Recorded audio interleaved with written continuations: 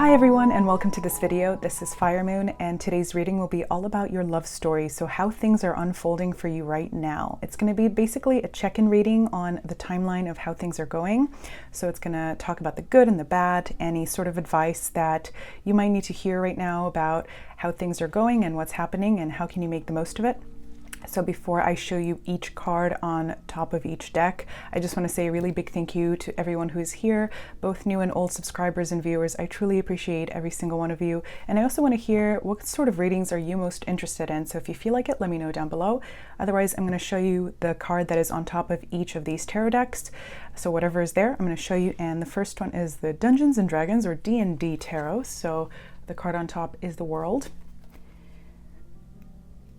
Then next we have the Bauer Tarot, and the card on top is going to be the Ten of Pentacles.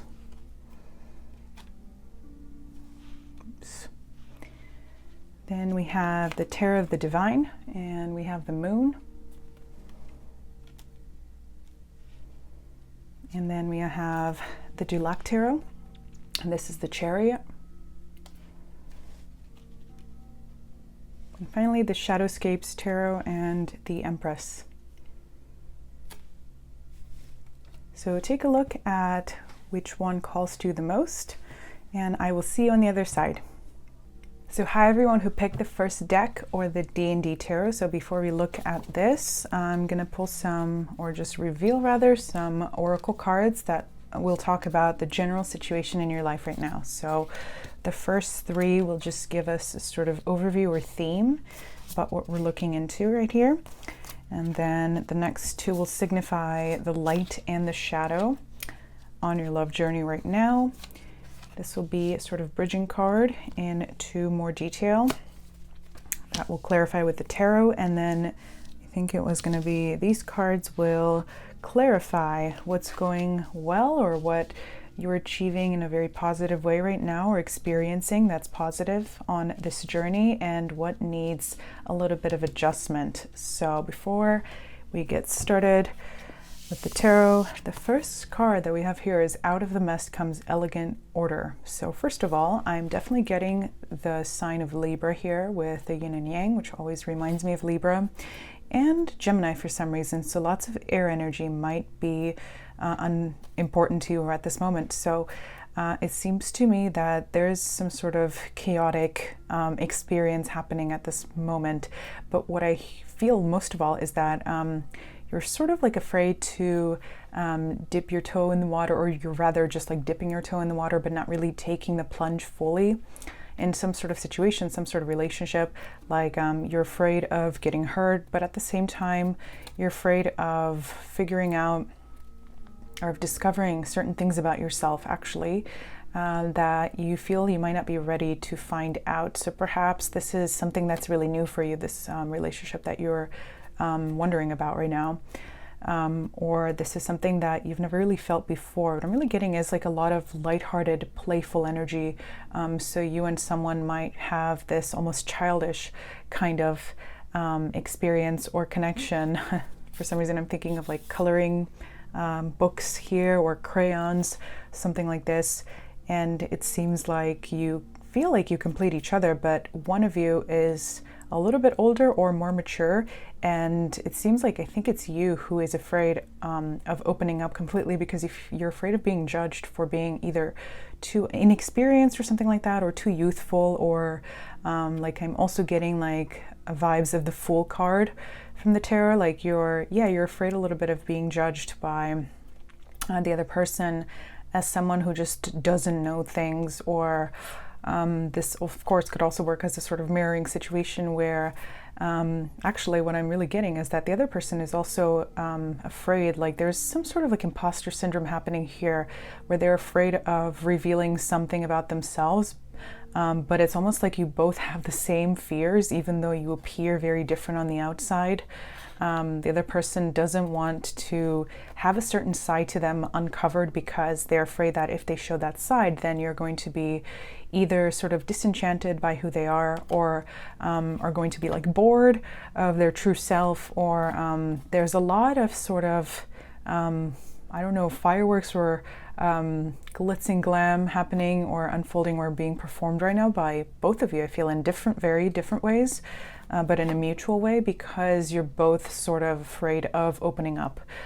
So this might have something to do with, either what we were talking about, and look at this. This is the card that's numbered 0 in this deck, and that's the same number as the Fool card. So the Mouse and the Buttercup, so innocence. There's definitely a situation here that feels very risky, basically, because either you haven't been like dating for a long time, or you just haven't felt like you've connected with someone to this degree for a long time, or maybe even ever. So now there's this almost like a feeling of being like, I don't say like naked or being too exposed, basically at the soul level, emotionally most of all, to the other person, and not feeling very secure in that. So this, I definitely feel like if you've been feeling like this is just you, rest assured that this is also exactly how your person feels if you do have someone in mind right now. So I am speaking as though there is someone in your life, but of course this reading could apply to any situation in your life. So what is just, happening on the timeline of your love story? So this is your check-in. So this sort of insecurity that's unfolding for both of you could have something to do with a failed relationship in the past, where both of you swore basically to yourselves that you would never be there, or never repeat that same lesson ever again. So it says, I understand that a mistake is only an opportunity to learn. So I feel like, what I'm getting here is this sort of preventive shielding happening for both of you, because you don't want to repeat some sort of situation that broke your heart, or that made you feel vulnerable, and most of all, that made you feel like some sort of fool. If there's, for example, a pattern of being interested in someone who doesn't show their feelings at all, or someone who is, for some reason, I want to say like inaccessible to some degree, you're really afraid that that pattern is going to repeat. So you're sort of like distracting the other person with maybe potentially like wild behavior or lots of partying or something like that, because you don't want to show that vulnerable side of yourself that basically automatically lets the other person know that you're actually interested in something very profound, very serious, very emotionally deep. So this is definitely, for at least some of you, a situation that is pretty new. So the really positive aspect that is there for you to take advantage of right now is represented by this card, and this is strength. So basically what I'm really hearing with this is that your higher self wants you to know that there is no way that you can be destabilized again. Like, you have learned this lesson in the past that felt incredibly difficult, or that broke your heart really deeply. There are some chili peppers here. I'm noticing these. It's really funny because this makes me think of like you have sort of become like a little bit more prickly after this situation, like spicier a little bit. You tend to be maybe a little bit self-defensive, like preventive, like safety is what I'm really feeling here. And because of that, you might appear a little bit intimidating to others, but I'm getting like really Page of Wands vibes, like someone who is a little bit young in energy, but at the same time very fiery and very driven, and potentially very loud in their energy. So you might have adopted at least partially this kind of fieriness to you that kind of basically works as a deterrent for anyone who wants to get too close with the use of like manipulative intentions or darker intentions of any kind. But basically, your higher self wants you to know that there's no way that you can get there again. So you don't need to potentially, be as prickly as you are right now. Although if that is, part of your true personality, that is totally fine. But make sure that you're not putting up any sort of walls because you're expecting to be hurt, or because you're sort of like being your own like prophetic voice that basically decides that is going to happen for sure in this situation.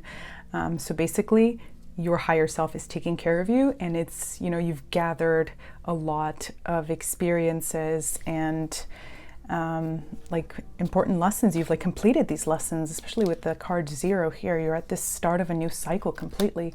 You've completed these lessons. You've sort of gathered all the puzzle pieces to that specific stage of your life, and you've just passed that test and reached that point of graduation for some reason, I want to say. So you don't need to worry about anything in the past repeating. And the thing that needs a little bit of adjustment now, the card that signifies something that is maybe, I don't want to say like necessarily a weakness for you right now, but something that is maybe like a shadow area, is represented by the very obvious card healing, or heal rather.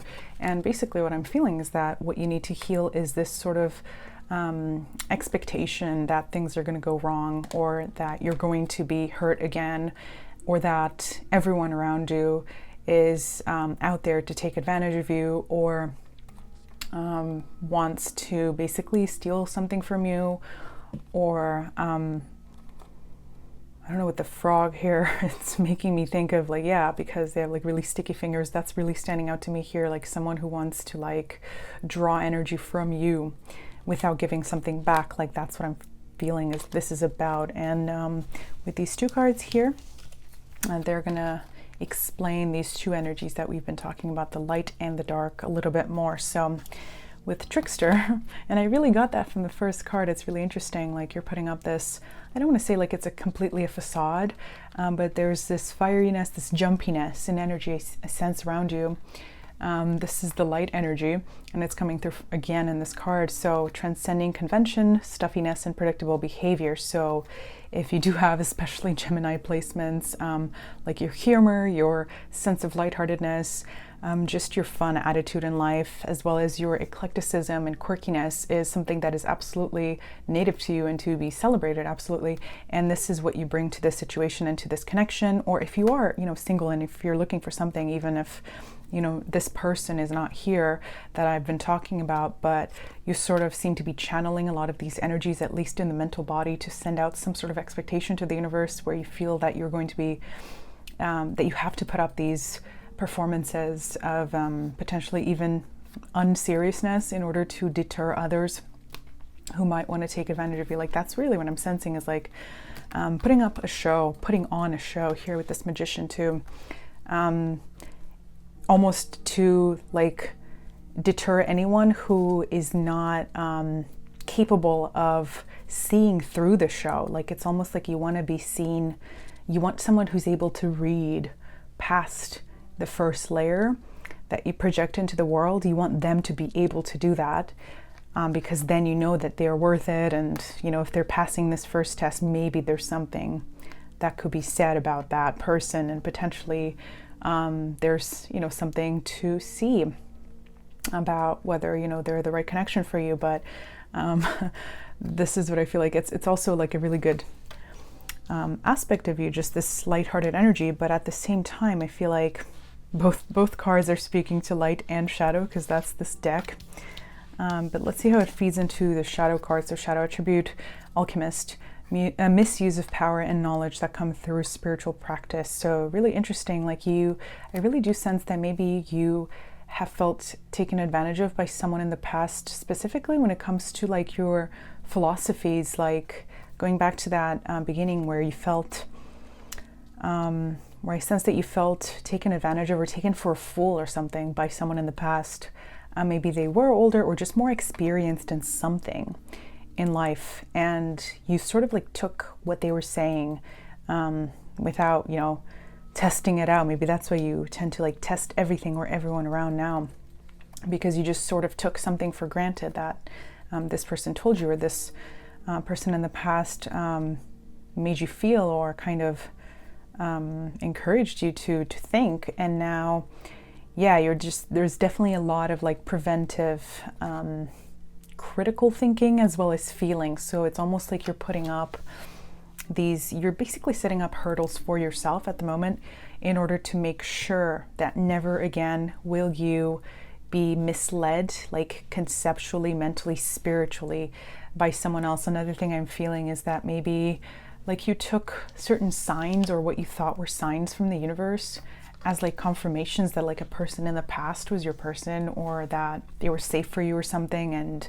maybe you were seeing like, oops, 1111 everywhere, and you know, you're like, oh my gosh, this person's like my twin flame or something, so I'm gonna like fully trust them, and then they betrayed you, and now you're like, well, those signs misled me, or just led me astray, or betrayed me. So now you're really being extremely careful about what things you do interpret as signs or as confirmations. So basically you're just being a lot more critical. Okay, so this card signifies or sort of bridging energy into the tarot reading. So hold your vision, fixed moon. What I'm sensing is that something really significant is about to take place right now in your life that's going to basically put into motion a lot of these lessons that maybe you've been like contemplating or thinking about in almost like in a vacuum, like in a sort of like disembodied kind of way. Maybe there isn't anyone in your life now specifically, and maybe you are dating a little bit, but nothing is like completely set in stone. Nothing is like really serious, unless there is, for at least some of you, that person that is kind of mirroring your own performance of closed offness. But for most of you, like, I sense that you're being very, very careful with your heart right now and with your mind. And yeah, you're basically still healing from this past situation, and you're contemplating a lot of these like lessons that you've learned. You're actually like not even exactly sure why certain things happen in this connection. And you want to know, like, actually, what was the situation meant to teach you? Like, was it meant to teach you about betrayal? Was it meant to teach you like about discernment, about your ability to interpret like signs or connections? Or I definitely get the sense that some of you are just really harshly judging your intuition, or you're just being incredibly critical with yourself. Like, how could I have been such a fool? Like, how could I have opened up like that to this person? You know, how could I possibly have thought that they had the same values as me, the same philosophies as me? How could I have thought, and this is maybe on that more insecure side of things, like how could I have thought that like I could be a good match for them when they knew so much more than me, things of this sort. But that definitely, any sort of mentalities that have to do with you not being good enough, and it being your fault that you experienced this betrayal or this difficult situation in the past, definitely want to come up to be healed. Okay, so let's get a couple more cards here from this deck. And full disclosure, each of the suits in this deck is basically, it looks the same basically. So I'm actually not sure, and I contemplated whether I should like study each really closely, or just let it come as it does. And I decided that actually reading things in this more mysterious way is appropriate. So yeah, maybe there is, I definitely sense that there is a lot of like mystery shrouding, like spiritual mystery sort of shrouding this situation for you, this experience that is here at this time. So with this dragon, I think that, I mean, I could totally be wrong. This could be the Five of Pentacles, but I don't know that that is the most important aspect of it. Actually, I'm sensing, and full disclosure, I do not know anything about D&D. I just thought this deck was really pretty, and it's a very sort of epic. I know it's there's a sort of quest happening, so excuse me.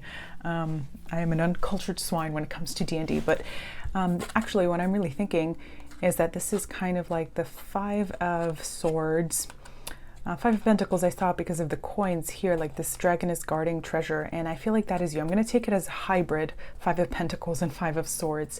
So there is, basically you discovered that there was a lot of, like, your heart is the most precious thing about you, this lighthearted attitude, this like childlike nature, this innocence, as it says here with the mouse and Buttercup, is really something that you never want to feel threatened or hurt again, because that's an essential element of you. And you know, if there was any sort of experience that made you feel like your inner child was wounded because of this past situation or connection, then you just never want to be there again. Of course, obviously, who would want to be there? And now you're sort of like guarding that treasure that is your heart, that is your, what you consider to be your greatest worth. But at the same time, I'm really drawn to this shadow here, where there was this like ominous kind of figure in the background. you know, despite the guarding going on here with the dragon, there's still like a boogeyman in the distance. So it might feel like no matter what you do, you feel unsafe, and there's never like a high enough degree of safety that you feel is accessible to you. But again, we're going back to this first card here with strength that says your higher self really wants you to know that you're not going to be hurt in this way again. And with the page of, I'm going to say the Page of Pentacles, but also the Page of Swords. So we're going to do a hybrid for each card potentially. Let's think of that. Think of it that way. So the Page of Pentacles / Swords is all about new beginnings, and it's about becoming open again to the world, because we see this person looking at this horizon, over this horizon, and the sun is rising and there's a bird, which sort of signifies like new communications, new things coming in. And this person is ready to take on anything. She's ready to fight, but also ready to experience the joys and the blossoming abundance of this landscape and of the journey ahead. Basically, you know, this is a check-in on your love journey. So there's a new beginning that really wants to come your way. And it seems like you're really worried that there's some reason like why you can't set out on this new beginning. Like there's something that prevents you from embracing this lightheartedness, this openness of heart, basically fully again. And it really does have to do with that experience of betrayal in the past. I'm pretty sure that this is the 10 of Swords because, well, she has a sword and it says 10. So there was definitely a situation that felt like it completely wiped the life out of you, like it took the life out of you. You felt like there was nothing you could have done. Like 10 of Swords is just completely, you know, the usual tarot is like a person lying on the floor with 10 swords stuck in their back, right? And there was nothing that you felt you could have done there. And now you're sort of wondering like, what should I do? Like this person has this kind of, I don't know, mischievous expression on their face, and I don't know if I would want this person to cook for me. But now you're going back to this like little chilly imagery here in this card. It's almost like you're adding like too much spice, too much chili to your dish now. Your dish being your own self, your own performance and presentation of self now, in order to see like who can take this heat, like who can take really who I am and the full extent of me now. But there are different ways to do that in a way where you're not like expecting failure, basically. You're not expecting the other person to be overwhelmed by you. It's almost like you're purposely wanting to overwhelm the other person in order to test like who is still gonna be sitting there at that table enjoying that dish. So that's really what I feel with this person and this kind of mischievous expression here. Okay, and next we have what I think is probably the 9 of Pentacles, but it also gives me vibes of 9 of Swords. So we're basically just going to do a hybrid for each card. I do see some kind of nightmarish figures over here. So this person is almost like really trying very hard to tend to their power center and to their ability to think and feel clearly so that they dispel these negative emotions or thoughts or basically apparitions. And this definitely gives me that idea of staying up all night and contemplating things, like we're talking about how a lot of things still feel unclear to you about this past cycle of your love experience or just your experience in relationships or whatever was happening. That, you know, we already talked about with the potential betrayal that you might have felt. So you're sort of staying up all night and wondering like what you need to learn still, or what you need to do or to focus on in order to have a better experience next. And this, I'm going to say, is 7 of Pentacles / 7 of Wands. This person has a very determined look on their face. And there's this kind of, there's this like energetic field surrounding this fruit here that talks to me about self-shielding again. And then also like these look like chilies again, chili peppers. So that's like a really important symbol for you. I'm not sure. But yes, being guarded once again, and being really wary about what you invest your energies into now, or who you invest your energies into. So potentially, especially because we have the Hermit here at the bottom of the deck, yeah, maybe there is a need for you to be a little bit focused on yourself at this moment in time. Especially if, we also take this as the Nine of Pentacles, which is the happy single card. Maybe there's one more level to you being able to just enjoy your own presence and enjoy being in the world and focusing on your true passions before you can really feel ready to open up in this way that right now feels very vulnerable to you, but which doesn't need to feel like vulnerability in the future when you will find the right person. So what I'm going to do now is a little bit strange. I'm going to read a random quote from the closest book that I have next to me, which is going to be a book by George Sand, who is actually a woman from the 19th century. So if you don't know her, take a look. And I'm just going to open the book to a page randomly, and I'm going to read the first thing that comes up. So it says, Madame Delmar was really unhappy, and the first time she felt the ardent breath of a young, passionate man, the first time a tender, affectionate word enchanted her ears, and quivering mouth left its mark like a red-hot iron on her hand, she did not think of the duties imposed upon her, or of the prudence she had been recommended, or of the future that had been predicted for her. Okay, so I know this book. I'm reading lots of 19th century literature right now for my dissertation. Not important, but basically this is the story of someone who married pretty young, and it sort of mirrors George Sand's own story in her youth. I think she married when she was 17, and of course it was an unhappy marriage. The person was a lot older, and she of course had a love affair eventually. And this tells the story of someone who was in a passionless marriage or situation, who met someone who was incredibly charismatic. And I think in this deck, it's interesting, the wand suit is called charisma, actually. So that really is another weird synchronicity there. Basically, she met this person who was incredibly charismatic, and she had never felt like any sort of like fiery passion and chemistry before. So she sort of like just fully gave into this person in this way that is exactly connected to what we're talking about here, with maybe you have already experienced that sort of thing where you were young, or maybe just, just simply inexperienced, where you opened up fully to someone who had a lot more wisdom than you, supposedly, or so you felt, or someone who had just a lot more experience, life experience, and instead of treating you with respect and with love and with care and actually caring for you, you felt that all they were doing is really playing with you. So let's get a little bit more tarot to further clarify what these cards here have to say. So any sort of advice for you? I think we already got the message that there's a little bit of healing that you need to do, especially when it comes to like healing your solar plexus, healing your own energy, and feeling like there was nothing that was wrong about you. There was no shortcoming that you had in this situation. Like the fact that this person betrayed you was their fault. It's on them. It's not on you. So let's see any other messages for you right now.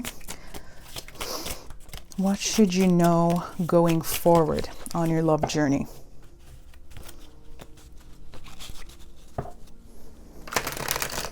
And I think one obvious message that's coming up here, especially with the Hold Your Vision card, is that you haven't experienced everything that you're meant to experience in your life, whether your love life or everywhere else, basically. And you haven't met all the people that you're meant to meet. Okay, with the Death card, and assuming that everyone is going to be like this person is not necessarily the best way forward. Like, definitely, yes, be very protective of your heart. And look at this. Oh my gosh, we're getting Death, Eight of Pentacles, Eight of Cups, and then let's get one more. That's a bit too many cards.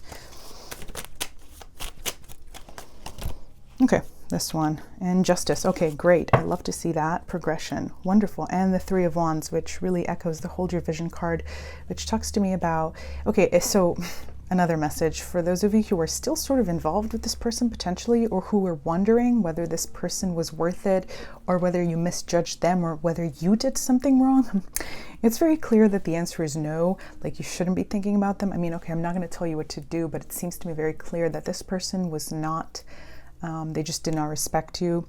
They were acting very much from ego, and they basically took advantage of you at whatever level this was, like emotionally, intellectually. I definitely sense both of those together. And it is really a good time right now to close this chapter. If you don't right now, you of course will get another opportunity to do that. But right now, whenever you're watching this, it seems like you have a really clear path in front of you, especially with the Eight of Cups here, which is all about taking a new direction despite still having some unanswered questions about an old path or old relationship or old situation or place, because you know that it is for the better. It's what's right for you. It's what's fair with Justice here. And some of you are still waiting here with the Three of Wands. Basically, you're waiting to see, you're waiting to see if the other person is going to apologize or to mature. And especially with the Tower, like, you're really wondering, like, is there going to be some sort of sudden intervention? I'm getting lots of messages here all of a sudden, like maybe you're waiting from the biggest sign ever from the universe that this person was indeed worth it, or, you know, that all of the things that you thought were signs that were positive about that connection, or that the validity of you continuing to invest in that person. Like, you're wondering, like, how could all of these things have been there, and how could I have possibly misinterpreted them so badly that now I'm meant to take this entirely different path. So on one side, you are a little bit, like, you're, again, very, very self-defensive at the moment.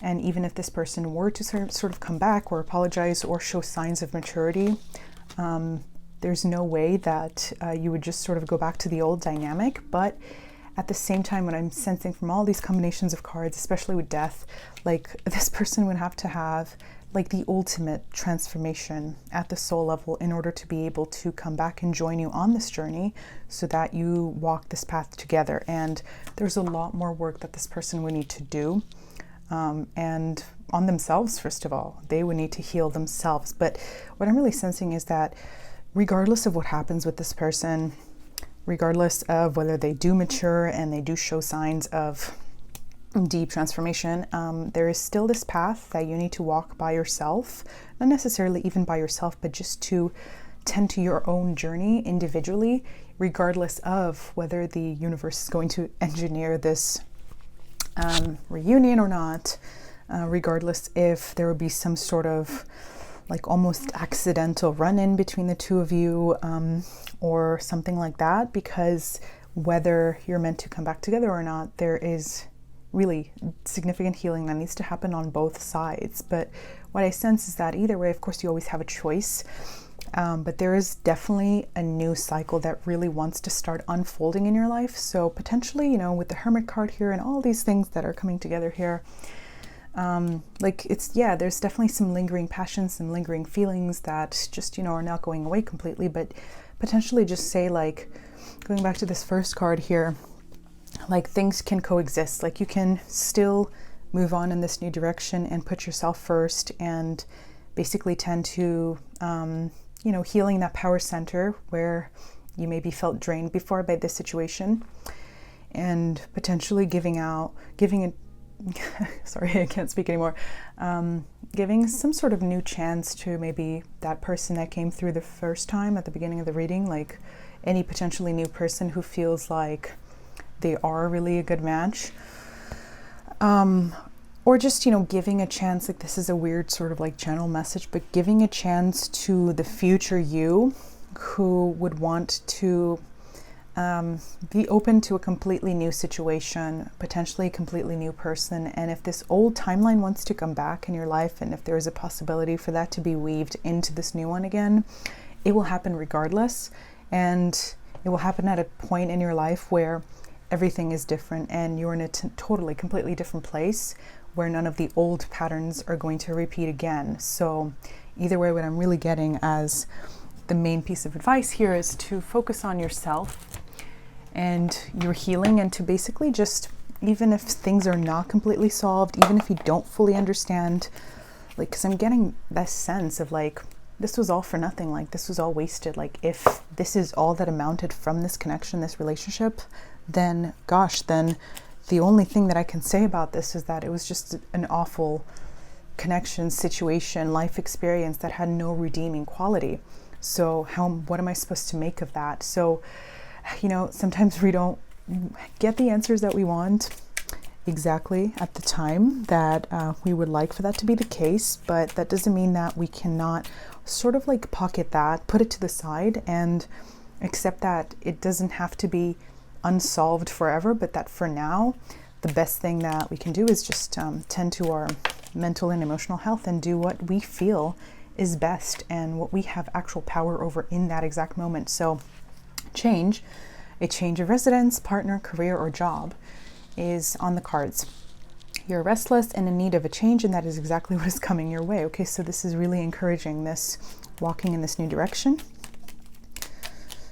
Let's get one more here, and then a final sort of mantra card.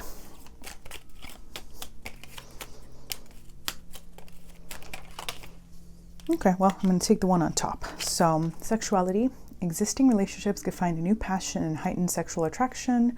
Opportunities for marriage and good family are strong, but if single, beware of temptation that could lead into trouble. A child will also bring great joy.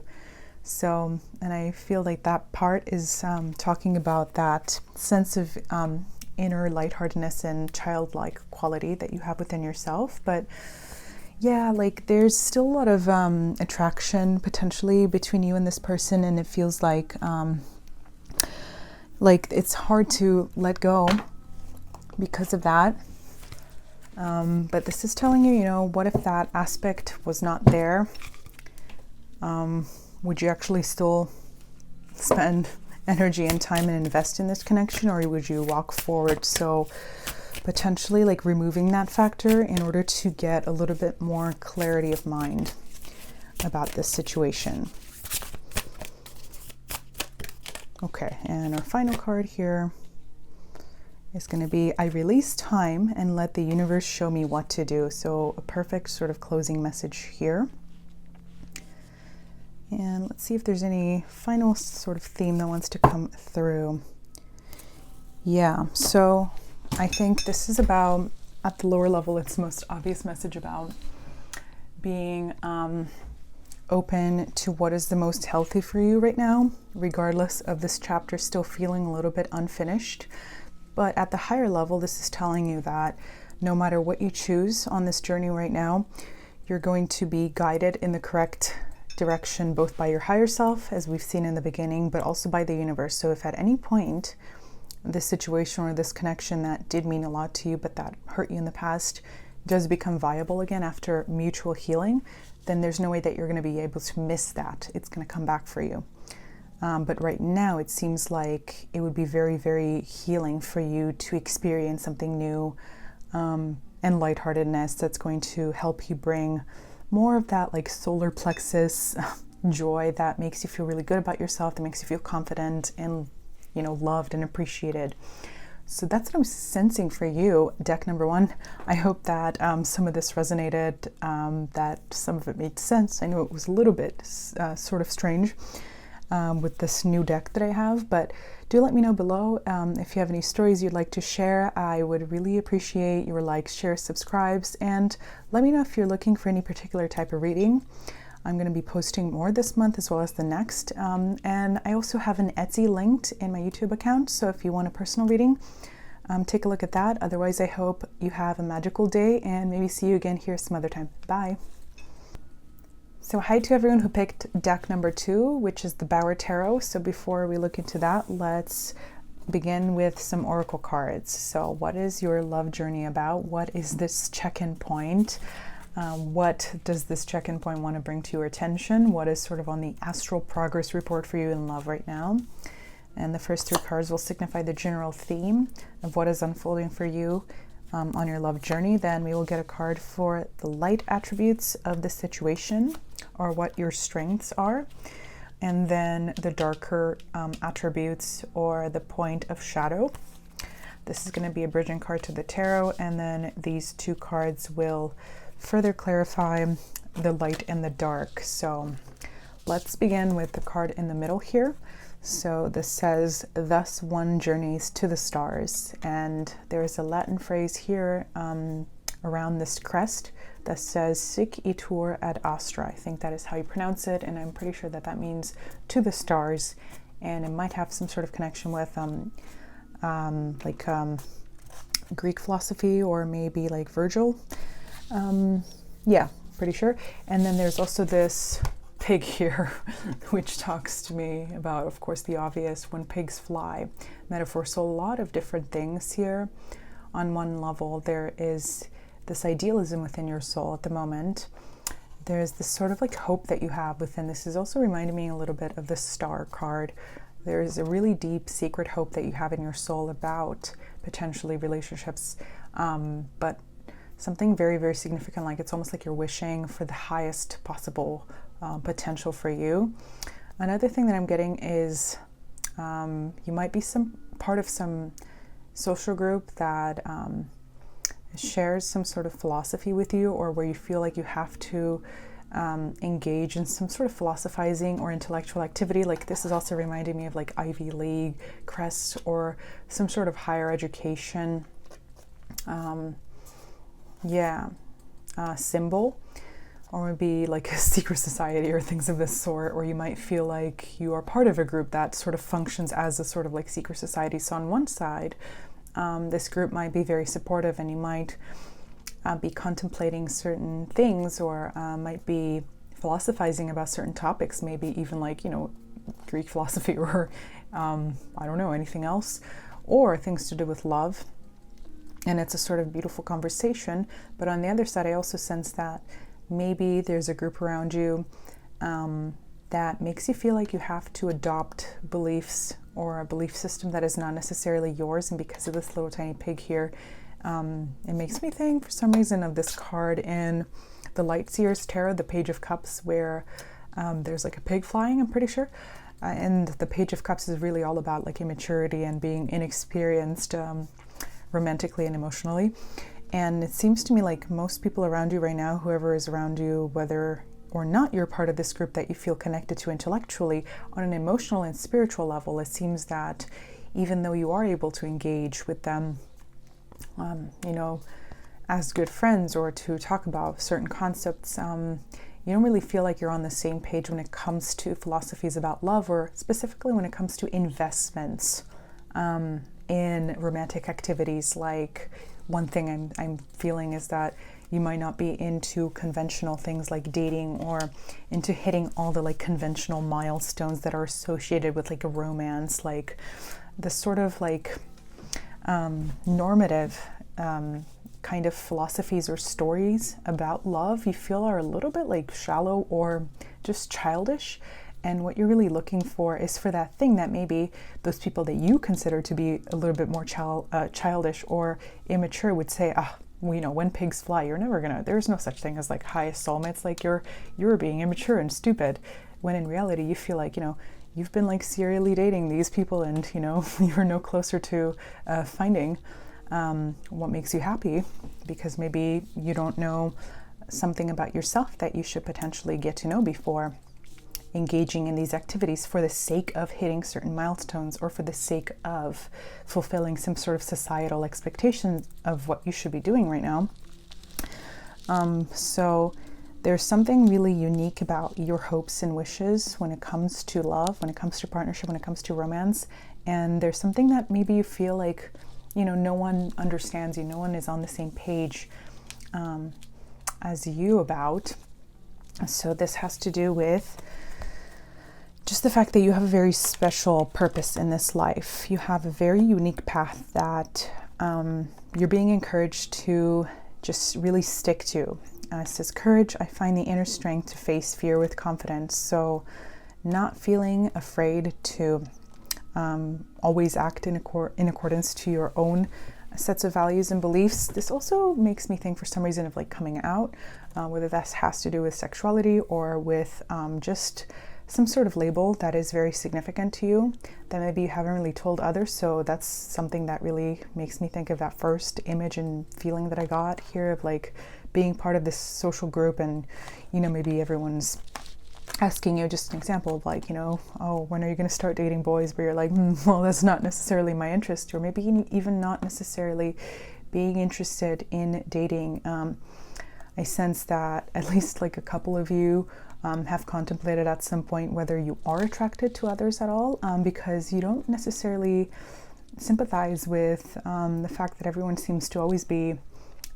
maybe this is the case around you, or maybe this is the case in the media that you're viewing a lot of the time. Like everyone, always finds someone that they're interested in or that they have a crush on, and maybe that has not been the case in your life. Maybe you haven't really had a really significant like connection or crush or any sort of relationship, and you're wondering like how different can I be? Like, is it something that I'm meant to experience, or something that I should like give up on? When pigs fly, I'm gonna meet this person, like never.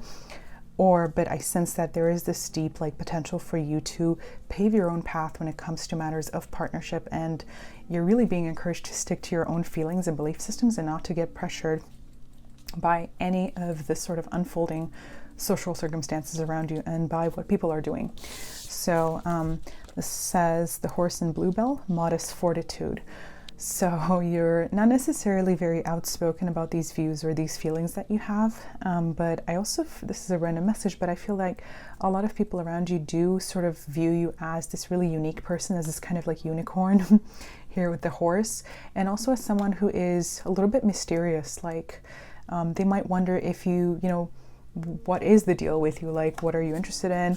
Who are you interested in? Like, what is sort of like the story behind your own experience of love? And maybe you feel like you have nothing to say, or maybe you feel like you can't share these experiences with this group of people that's like kind of like wondering about that. But also like these people think like they actually really respect you, and they find you very intelligent. They find you to be very talented.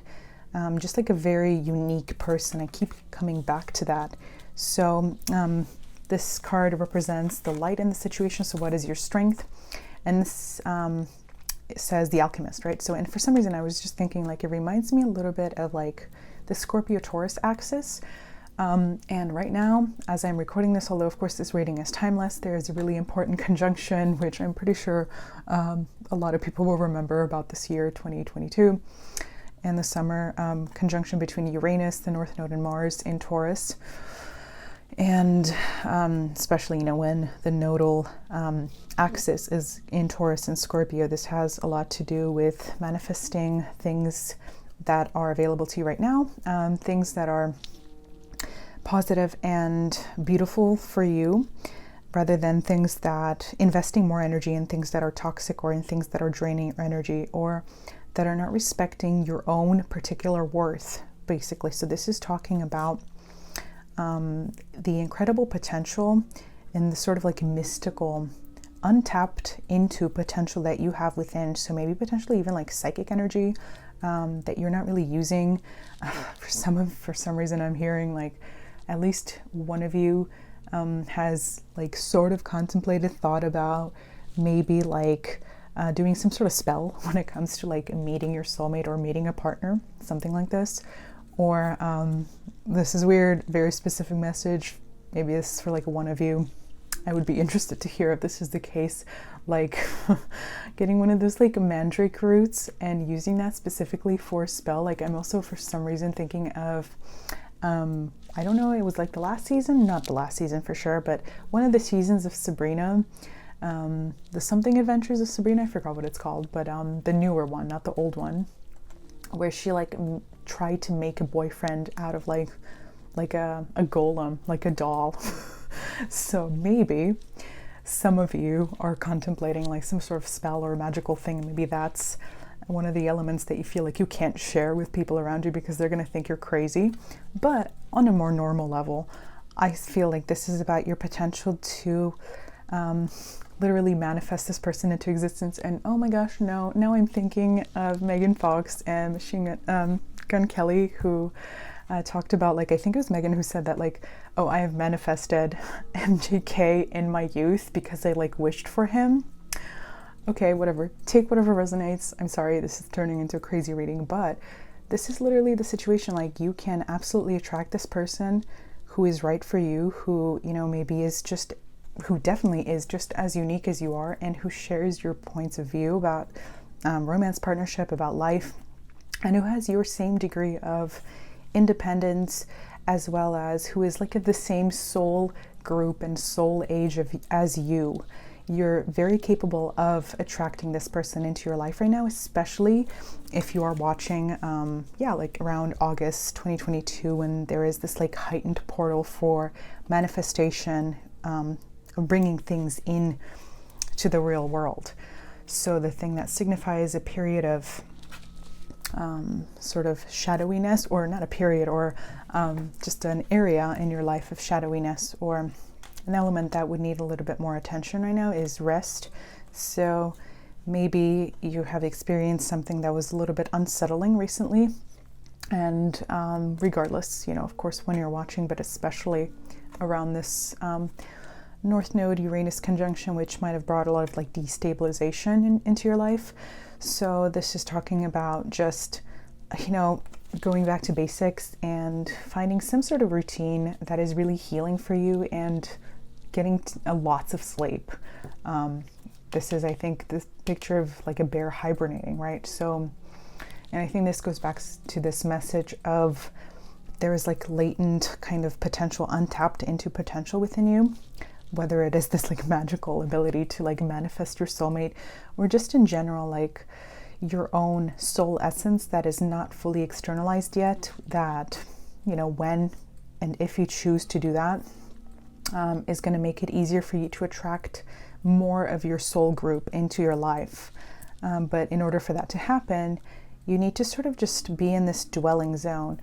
I'm definitely getting more of that like scorpionic energy of being in a time of like deep introspection that then allows you to bloom in a very different and new sort of way, and attract a different sort of energy and unfoldment of connections into your life, in a way that aligns to that, you know, that higher philosophy that you have, that thing about you that is so unique that doesn't really fit in with a lot of the people around you or a lot of the circumstances in your life right now. And I say, you know, unfoldment of a new way of relating to others, because we also have full moon in Libra here, and this is the card that is going to be our bridging card to the tarot. And this says a win-win outcome is forecast. Outcome. I cannot speak anymore. So this definitely talks about, especially if you've been like either single for a long time, or if you've been single forever, literally, this talks about meeting someone who's very significant to you. So as we pull tarot, I'm going to read into these two cards that further clarify the light and the dark. So Samaritan, this is a light attribute, so refines your capacity to help those who you would prefer to ignore. So that's maybe you're also someone whose presence is extremely healing for others, or who puts others first here, because that's clarifying the alchemist. And then slave is going to be the shadow attribute, so giving your willpower to an external authority out of fear of making your own choices. So that's that message again about peer pressure and having the courage to say no to a path or to a set of philosophies that is not yours. So let's see what this says. Okay, that one. Well, it is the Ten of Pentacles that flipped over at the beginning.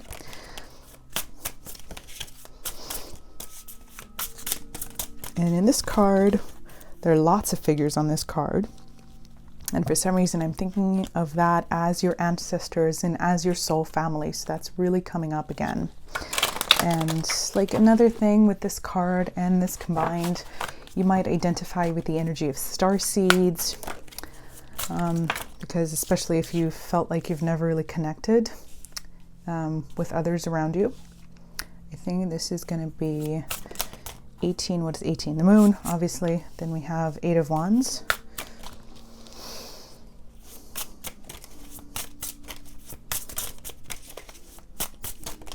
Okay, and then the 8 of Swords.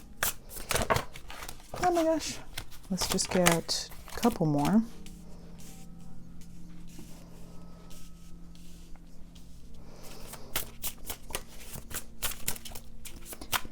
Interesting. Now we have a moose. Ah! Of course, this is happening again. Dropping things all over the floor here. Oh my gosh, we have an 888. That is crazy. And the 8 of Pentacles. Okay, so 888, that is the number of greatest possible abundance. So you might be seeing this around. You might be experiencing some sort of like portal moment to the next stage of your life, especially if you are watching this in August 2022, because that's when we have the 888 Lionsgate portal. Okay, and the 9 of Swords. So triple eights are literally the number of greatest abundance as well as possibility. It talks about fulfillment and happiness in all areas of life, as well as about divine guidance and alignment. The thing that I feel is missing is like 444, which is because 8 is just a further indication of the greater stability that 4, the 444, signifies, especially because we do have the 10 of Pentacles, which talks about ultimate stability. So if you've been seeing triple numbers, especially, and gosh, this is also 18, so 8 is so important. 8s, 9s, potentially 4s. This is definitely an indication that you were headed in the right direction, even though sometimes it might feel like you're going backwards or in the wrong direction here with the 9 of Swords. Or if you feel like there's something that prevents you from moving forward here with this card that signifies, you know, the shadow aspect.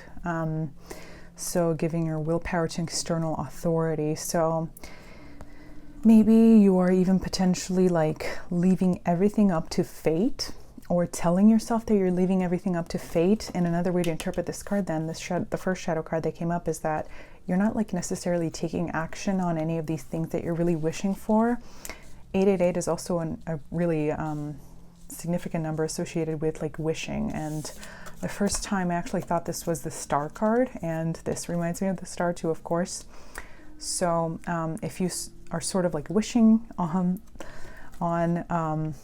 wishing something about this like soulmate or this connection or this experience that you want to attract into your life, but you're saying to yourself, also with the moon, this signifies like confusion and spiritual, like I think being in the dark a little bit spiritually. If you feel like it's out of your power completely to attract this, then there's something that you need to look at here. Really getting this idea of like latent potential that's unused, and because we do have a person sleeping here under this moose with the sword. But one thing that really stands out and is so beautiful is that this moose is walking forward and this moose is looking back here. So there's a mirroring moose situation, and in between them, we have two people sitting on a cloud together. And this is like, you know, ultimate sort of in the sky, in the astral realm energy, the first card that came up, right? So what I really feel is that like in the astral realm, in the 5D, like you and this person that you're sort of wishing for are sitting there like together, and you're sort of like your higher selves are like watching this journey unfold. And one of you, I think that maybe this is you, but it could definitely be the other way around as well, is like feels like you're walking blindly forward despite knowing where you're going. And this person is like looking back and waiting for the other to join them. This could also definitely be the other way around. Like maybe this person that you're wishing for is like on this journey and they are taking steps forward, but you're sort of contemplating like what the right direction is anyway. So you might potentially be looking at things in your past and wondering like, did I miss an opportunity? Did I like, you know, run into this person and not see them, not notice them? Like, you know, maybe you're watching also readings, like tarot readings, and it's telling you like you've already met your soulmate and you're like, where? Like, I don't see them.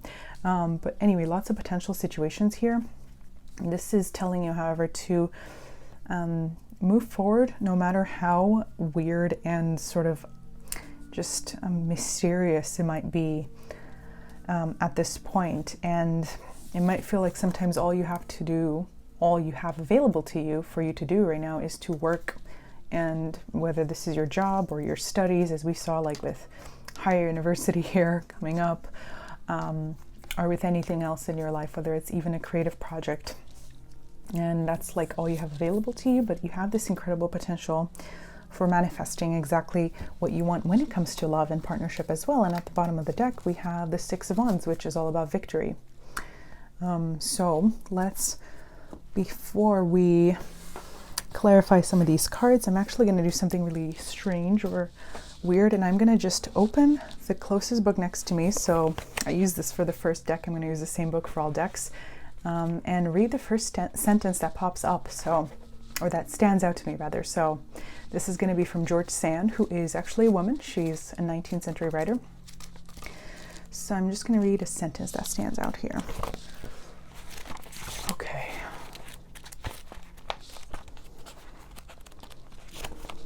All right. Interesting. So the sudden expression of generous kindness intensified Raymond's emotion. Sobs escaped him. He raised Indiana's hand to his lips and covered it with tears and kisses.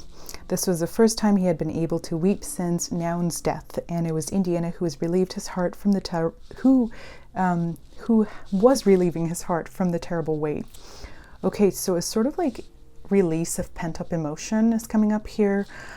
This is a card that talks about, I'm not going to give you the entire plot, but I do recommend you read it. It's a very sort of overwrought romantic book about a woman who was in a loveless marriage and experienced the first like true love of her life, which ended up in sort of like betrayal because the person took advantage of her, but then she found her true love at the end. Anyway, and interesting because actually, wow, this is relevant because the person that she ended up with, she basically like overlooked him throughout their friendship, and he was there the entire time. Well, you know, there was like this intense, potentially like, you know, it was very toxic chemistry with this other person, but this person was always there and was really there for her and truly loved her, and she ended up with that person at the end and had this like beautiful, you know, like a utopic kind of happy ending.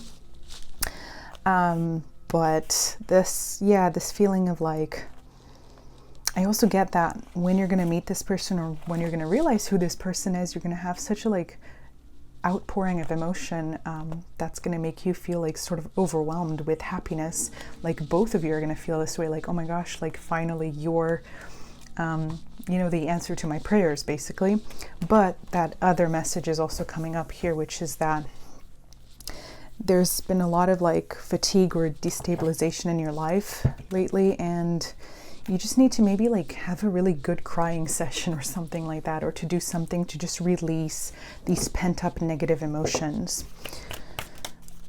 And especially if you're like feeling like you've been in the dark for this past like period in your life, whatever this is.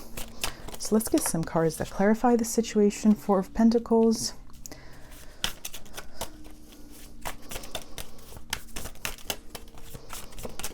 Ooh, coming out. Page of Swords. Ace of Cups, nice.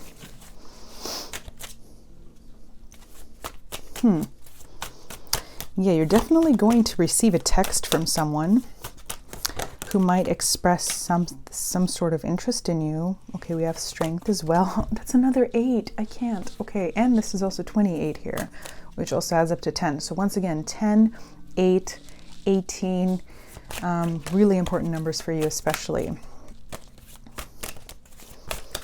Okay, let's see what else. Let's get one more card.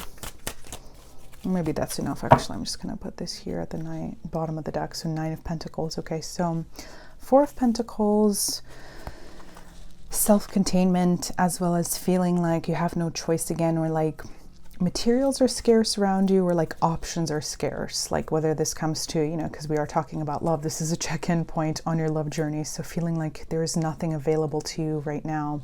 Like there are no options. Even if you were to try to actually date, like there's no one around you that like this could be just even practically like no one who's like around the same age or who shares any of your interests, or maybe you just haven't been able to socialize a lot lately. But there is this new person coming in, I feel, as well as potentially like a return of someone who was maybe who just felt like insignificant, or that nothing like really happened with in the past, or like maybe like a missed connection or a missed opportunity for you to connect at a deeper level with someone. And it could literally be that someone that you just like walked past or like made eye contact with, and that was it. And this person's like now coming back, but that's probably only for like a couple of you. But definitely options are going to start coming in. So even if this first interaction that's going to happen for you with this person, either from the past or someone new, is not one that you think is viable or significant, this is just going to be the universe showing you that options are going to start opening up. And this is what really wants to come your way. It's this beautiful Ace of Cups, this overflowing love, this connection that is, you know, that answer to your prayers that's going to make basically both of you cry when you meet each other. And with Strength and the Nine of Pentacles here, and the Queen of Pentacles coming up, look at this. This talks about having been very patient already, having been doing your best to focus on your passions, to focus on your work. And it seems like, you know, that's all you've ever done is be self-sufficient, be independent, be just resilient. And you're wondering when you're going to get a break. And, you know, readings are not really good at giving timelines is going to be my conclusion about tarot, but this definitely talks about within the next year at the very least. But you're going to start seeing this like in August, if you're watching this before August, and if not, within the next 8 weeks or so. So yeah, let's see what other messages want to come through for a final section of this reading here.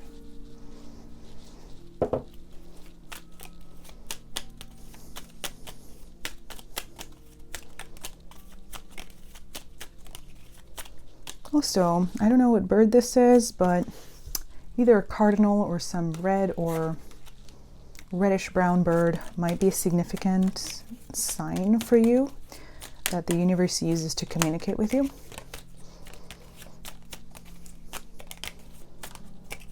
Okay, this one.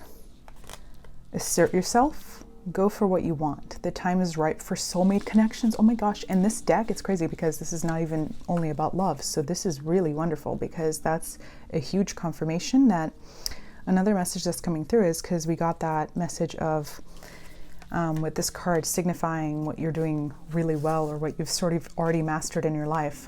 It's talking about your capacity to help others and to be really selfless. It's just talking about putting yourself first for once and not feeling like it's selfish. So if there's any sort of healing that needs to happen in that area, I really highly recommend it because that's going to help refine these abilities for manifesting what you want in your life, whether this has to do with materials, with success in your career, that's also indicated with the 10 of Pentacles there, or of course with love, because that's what we're watching here today, right? This is what this reading is about. Let's get one more card. And this says birth of a child is also likely. So that just talks about like ideas, creative ideas to me. If, you know, because it seems to me unlikely that most of you watching this pile would be contemplating the birth of a new child. Although if you are, that could definitely be indicated. If you're already pregnant, of course, duh. If not, this might have to do with just the metaphorical aspect of it. Okay, so this is our second card, finally.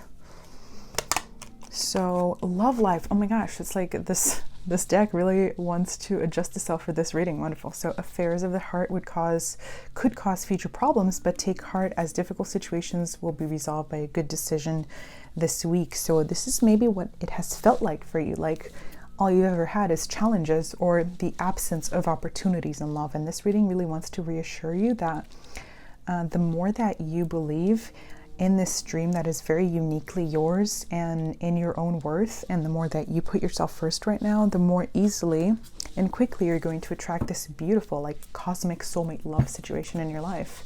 Especially because we also had this card. Remember, this is the ultimate like love card in this Moonology deck. So win-win, outcome is forecast.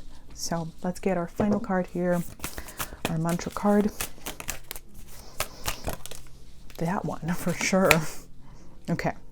Oh, I love the angel wings here. So I slow down and listen to the guidance that's available to me.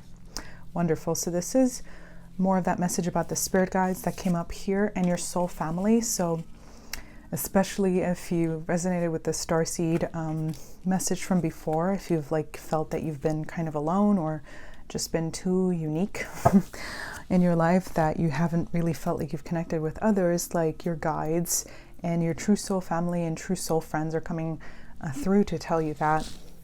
The path, once again, going to that second card, the path that you're experiencing now in this entire journey that feels like a little bit like still, you know, overly mysterious or dark or just uneventful even, or just so non-normative in terms of like how, you know, you're like basically like fulfilling that like bucket list or that milestone to-do list when it comes to matters of love or romance. That journey is uniquely yours, and you have this much higher purpose and this very, very unique purpose on this earth to experience something that is just incredibly heightened and very, very high level with someone who is of the same soul maturity and depth as you. So that's what I'm feeling for you, deck number 2. I hope that some of this reading resonated. Let me know what happens, especially if, you know, you want to bookmark this reading and come back to it later. Let me know if any of this like actually did come true. That would be awesome. Also, let me know if you would like to see any particular style of reading here in the future. I would really appreciate it, as I would, of course, your likes, shares, subscribes, things of this sort. And I do also have an Etsy for personal readings if you're interested in that. So take a look at the link in my YouTube page. So otherwise, have a magical day, and I hope to see you back here some other time. Bye. So hi everyone who picked the third deck, which is the Tarot of the Divine. So before we look into that, let's start with some oracle cards that will tell us about the overarching theme of your love journey right now. So what is unfolding for you right now? What should you be aware of? So the first 3 cards will give us the general theme, an overview of this. Then we will get 2 cards that signify the light and the dark in the situations, the light and shadow attributes. What are your greatest strengths, as well as things that need a little bit more refining at the moment. And then this card is going to be the bridging card to the tarot reading, which will give us more information, and these will clarify the light and the dark energies right now. Okay, so we're starting off with this card first. So it says, I am a galactic starseed blooming. So that's wonderful. And I'm also getting a connection to the second pile, which talked a little bit about the energy of star seeds. So this is a very sort of self-explanatory message, and it speaks to me also about healing the core part of yourself that feels very unique and that is only yours. 17 also is the number of the star card in the tarot, and it talks about not just the stars and faraway lands, which really would resonate with the idea of a starseed, but it talks about holding your vision and basically investing in your own dreams and your visions and not letting go of them because you want to fit into society or into some group of people that is nothing like you, basically. So the simplicity of this message really talks about just learning how to embrace the entirety of who you are and not watering that down in any kind of way. When you put yourself out there in the world, or when you simply just engage with others at all.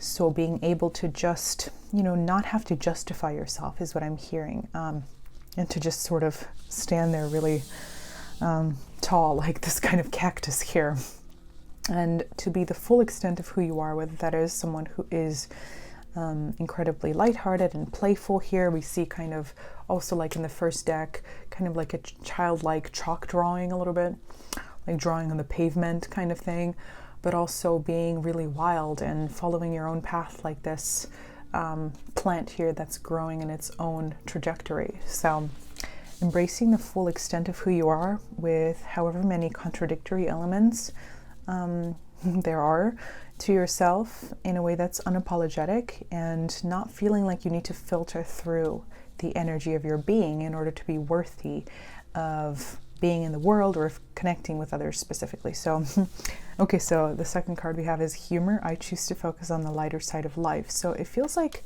maybe you've been repressing this aspect of yourself that is incredibly lighthearted and joyous and childlike. This is also very similar to that first pile. And keep getting some parallels there, so do watch that if it also caught your attention.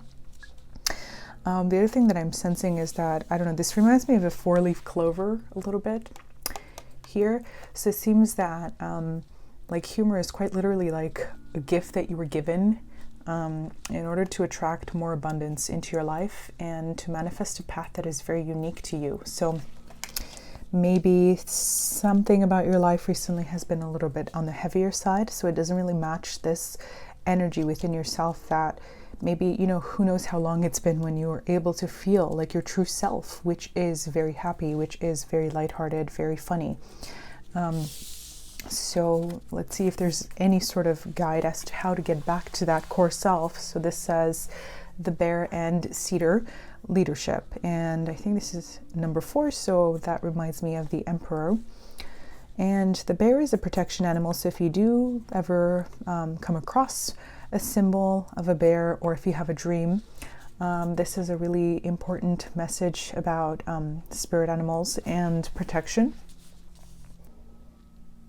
as well as empowerment.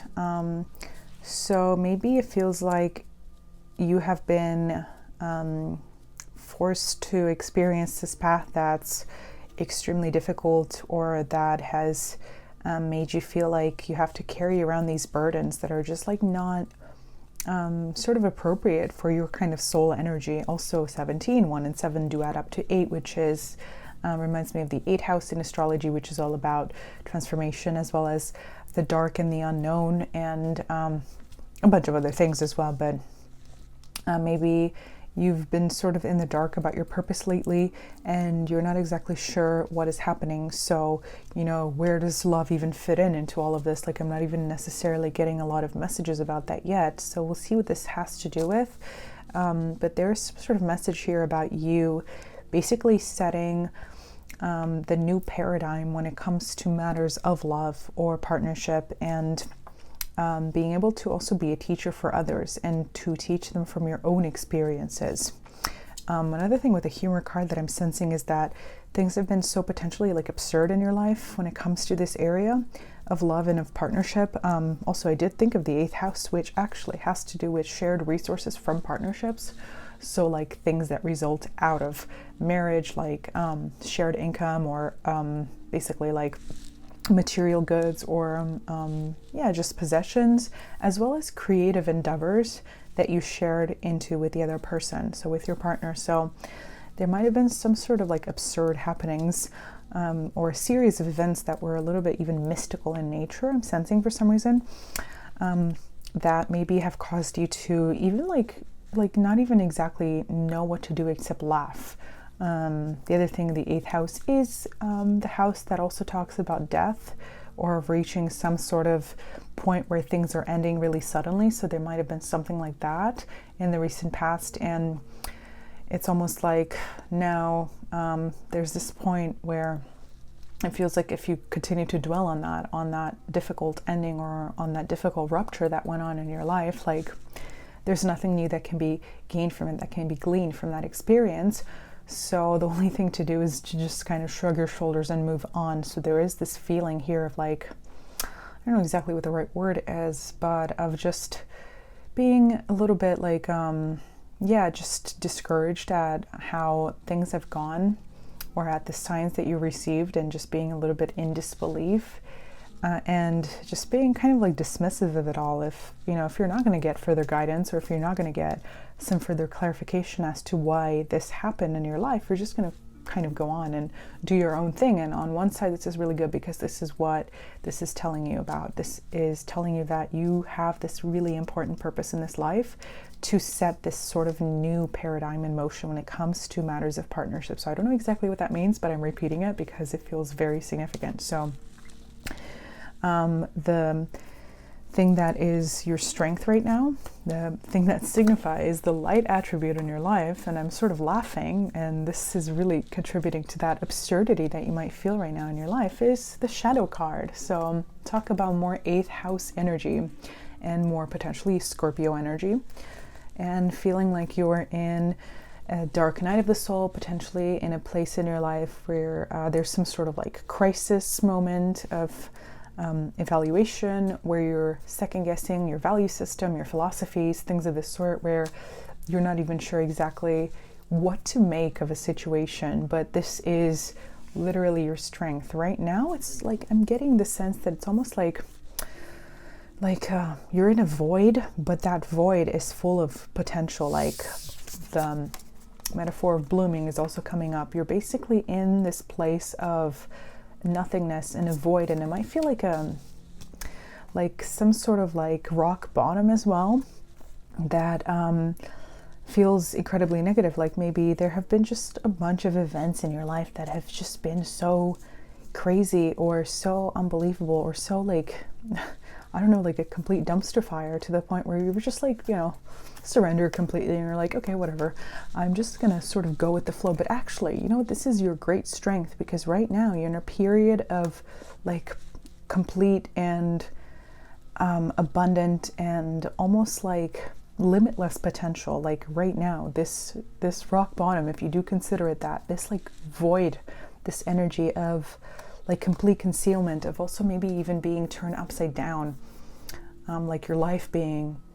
completely overturned. Like this is actually meant to show you how much potential there really is in your life right now, and it has to do with you being forced to look within for some reason. So we're going to see what this is about. So the shadow attribute, or the darker element right now, there's something that needs adjustment, is represented by this card, rebirth. And this is more Scorpio energy. The snake is also about Kundalini energy.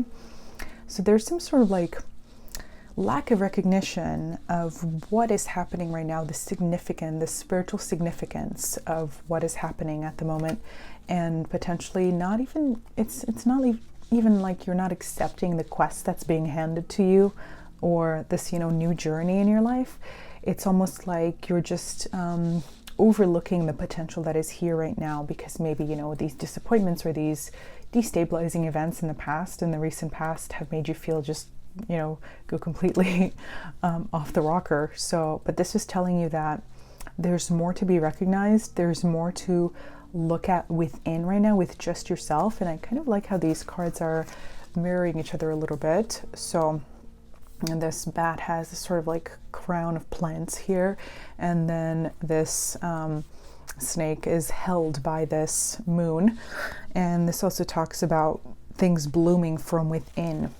But before that can happen, I think there's one more level for you to embrace this element, or this feeling of being turned upside down, or of your, maybe even your entire philosophy or system of values being sort of like overturned by some sort of recent events in your life, or some sort of experience where like a rupture happened, or like I just keep getting the energy of like absurdity, of like you, even this card here on second glance, and it was a very sort of like mysterious reading. It's almost like I was getting nothing at the beginning, but yeah, with this like Scorpio house, the 8th house, and like, I am here, I'm blooming, look at me, I'm great. But it's almost like you get this humorous, cartoonish aspect to that.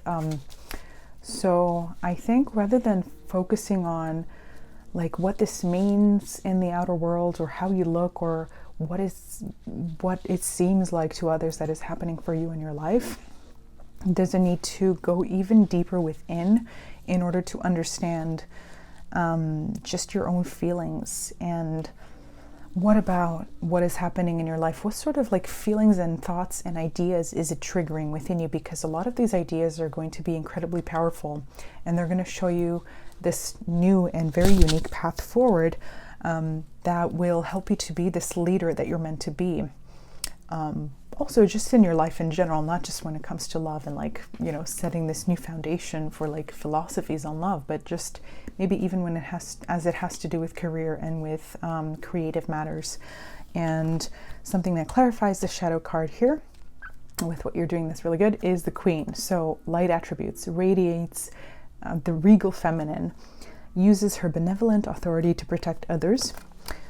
So this might also signify like some need to do some sort of healing on the divine feminine energy within. So maybe matters to do also with sexuality, because the snake and Kundalini energy talk about that as well. And potentially like an experience of some sort of like tantric like sexuality that might be really healing for you. So we'll see what this is about a little bit more in a second. But then the card that clarifies the negative, or not negative, but the shadowier attribute, even though everything is sort of mirrored for you in this reading, is the networker. So the shadow attributes of this are: conveys information only for personal gain, spreads fear and falsehood. So for some reason I'm hearing like that you might have been listening to some like fear-mongering readings, or doom casting for yourself, or expecting the absolute worst, and some sort of situation moving forward. I can't speak anymore all of a sudden. But I think this is telling you to not. So let's see what the light attributes would say. What's a healed version of this energy? Enhances unity through the sharing of information, engenders social awareness and empathy. So yeah, it feels like maybe also you felt like very unlucky lately, like maybe you've been watching others manifest their dreams, or have, you know, more enjoyable experiences lately, and it seems like you might, like if you're feeling for some reason like you're like cursed or something like that, or like someone has like put the evil eye on you, or like you feel like you're incredibly unlucky, or things of this sort, like this is a little bit like doom casting on your side, even though of course it's understandable if you've had like difficult situations lately, but expecting that to continue, and don't let that be like a prophetic situation or prediction on your part. So the bridging card before we shuffle the tarot is: what do you need to release? Waning moon. So absolutely this has to do with some sort of disappointment recently, some sort of feeling of being completely shrouded in darkness or in mystery, and being maybe even like betrayed by the universe or misled by the universe. There's some sort of like mentality, like twisted a little bit mentality about your current circumstances in life. And like it's almost like if you are in a dark place right now, or if you are in some sort of period of incredible disbelief or mystery, and I'm still not getting a lot about love in this reading, which is very interesting, because this was not the case for the previous piles or decks. And maybe this is why you feel like you're not even able to focus on that right now, because it's almost like you're in this place of just complete depletion mentally and otherwise, or maybe you're focusing on finances or career here with the Ace of Coins. There's this next level of embracing this like simultaneous chaos and nothingness or voidness before you can see this path unfolding before you, in this new direction that is meant to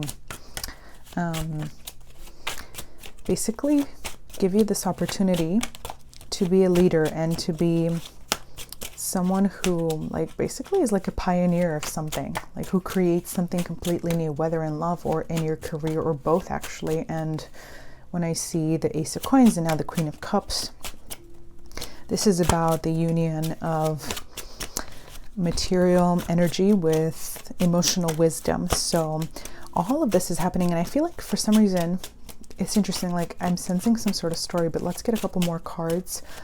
Like it is your purpose, it's part of the plan for you to experience destabilization right now, this like absurd situation in your life, whatever this is, whether it has to do with partnership or with finances or with your career or just with anything that's been happening in your life, so that you discover some sort of like incredibly profound and like brilliant philosophy that you just didn't have it all before, that you just wasn't accessible to you before, so that then you might be able to create your own unique path forward that will get you this incredible amount of abundance. And also through that new horizon and that new thing that you're building, that new, maybe even an empire that you're building, finding someone who is of the same soul magnitude as you and who has the same sort of power as you, and to be a sort of like power couple together. And that's beautiful because we get the Empress and the Six of Cups. Let's get one more card. Okay. And the Queen of Swords. Interesting. Okay. So there's definitely some sort of inner idea that is not yet externalized. And I love to see the sun at the bottom of the deck because this literally talks about shedding light on what is hidden. And we spend a lot of time talking about the shadow card here and being in that state of voidness.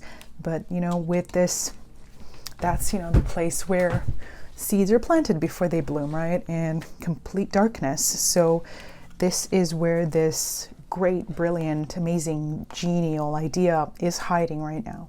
And there's a need for you to sort of like scry within, because that's what the Queen of Cups does. She scries in a cup and uses like psychic means and, you know, even magical means in order to discern truth within. So nothing logical about that process. But I think that's maybe what the absurdity of this reading is about, like embracing the crazy, embracing like even the woo-woo aspect of things in order to go within at this deeper level to discover what this like magical potential within you is, what this really amazing idea is, so that then you may be able to work on manifesting that. Because the Empress is all about literally, you know, planting seeds, because she is usually pregnant on the card, and it talks about a period of gestation, of pregnancy literally, before something, you know, new emerges. And that also, it reminds me a little bit for some reason of the Seven of Pentacles, which is about the waiting game before something blooms or before it manifests. And it feels like the waiting game sometimes might be just too much to bear at this point. Like you feel like you've been in the dark for such a long time, or you've been on this journey of insanity or craziness or absurdity for such a long time that you're wondering when things are going to change. When is that? When are you going to see this plant sprouting from the ground? And this is telling you to just hold on a little bit longer, because I think there's going to be some sort of offer or assistance coming in for you here with the Six of Cups. Yes, this talks about like soulmate connections, and in connection with the Empress here, that thing that I was saying about the power couple aspect emerging from this period of self-introspection that then turns into the manifestation of inner abundance.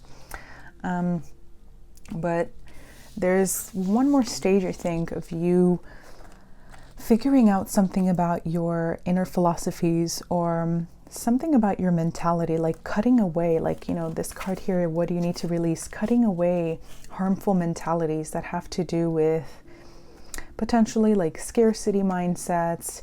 But I feel like it's more like you, like the first message that came through here, like you watering down some sort of essence that you should actually further strengthen or further highlight, that is actually the key to your greatest abundance, because that element is what's most unique about you and what's going to give you a lot of what's just going to basically be incredibly successful if you use it in a way where you're not like compromising any aspect of it. So I'm noticing there are lots of like severed heads in the background here. So this person doesn't care. She's going to hold on to her truth, and she's going to basically just believe in herself, and even, you know, withstand this period of darkness and potential intensity and mysticism in negative or positive ways until the sun shows up again. Okay, so what I'm going to do next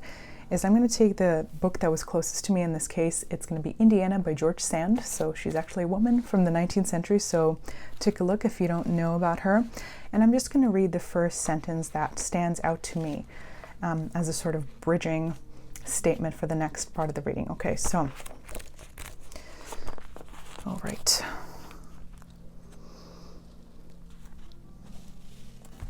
Okay, it says, "This is not the moment to settle our accounts," he said. "I'm quite willing to take charge of your little fortune. In the circumstances, you presumably haven't much luggage. On the night we are to sail, go to the rocks at Lataniers Creek. You'll see a boat manned by 2 good oarsmen.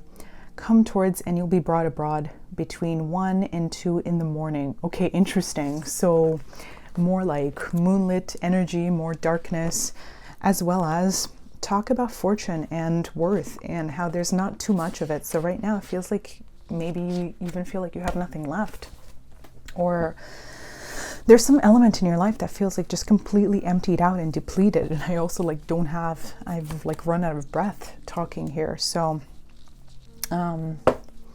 actually, I'm just gonna, spoiler alert, this is a chapter I think before the protagonist and her sort of like ultimate soulmate there at the end of the book make a pact to, trigger warning, meet, oh gosh, when I say that, 3 of Swords, throw themselves in the river or in the lake or something like that, because they think that they've run out of options. Like, you know, the situation's too dire. All they can do is just, at the very least, enjoy each other's company while they plan to throw themselves in the river. So yeah, there's been some huge disappointment here with the 3 of Swords, 6 of Pentacles, and the High Priestess. And this talks more about, once again, like mystical energy and being in the dark, but having an incredible strength in a mystical activity or energy that can only possibly stem from that more esoteric and potentially darker side of the self. So let's see what this is about. Okay, so 3 of Swords, 6 of Pentacles, definitely lots of messages, even from this book that's all about love and what love means. The one sentence I opened to had to do with money.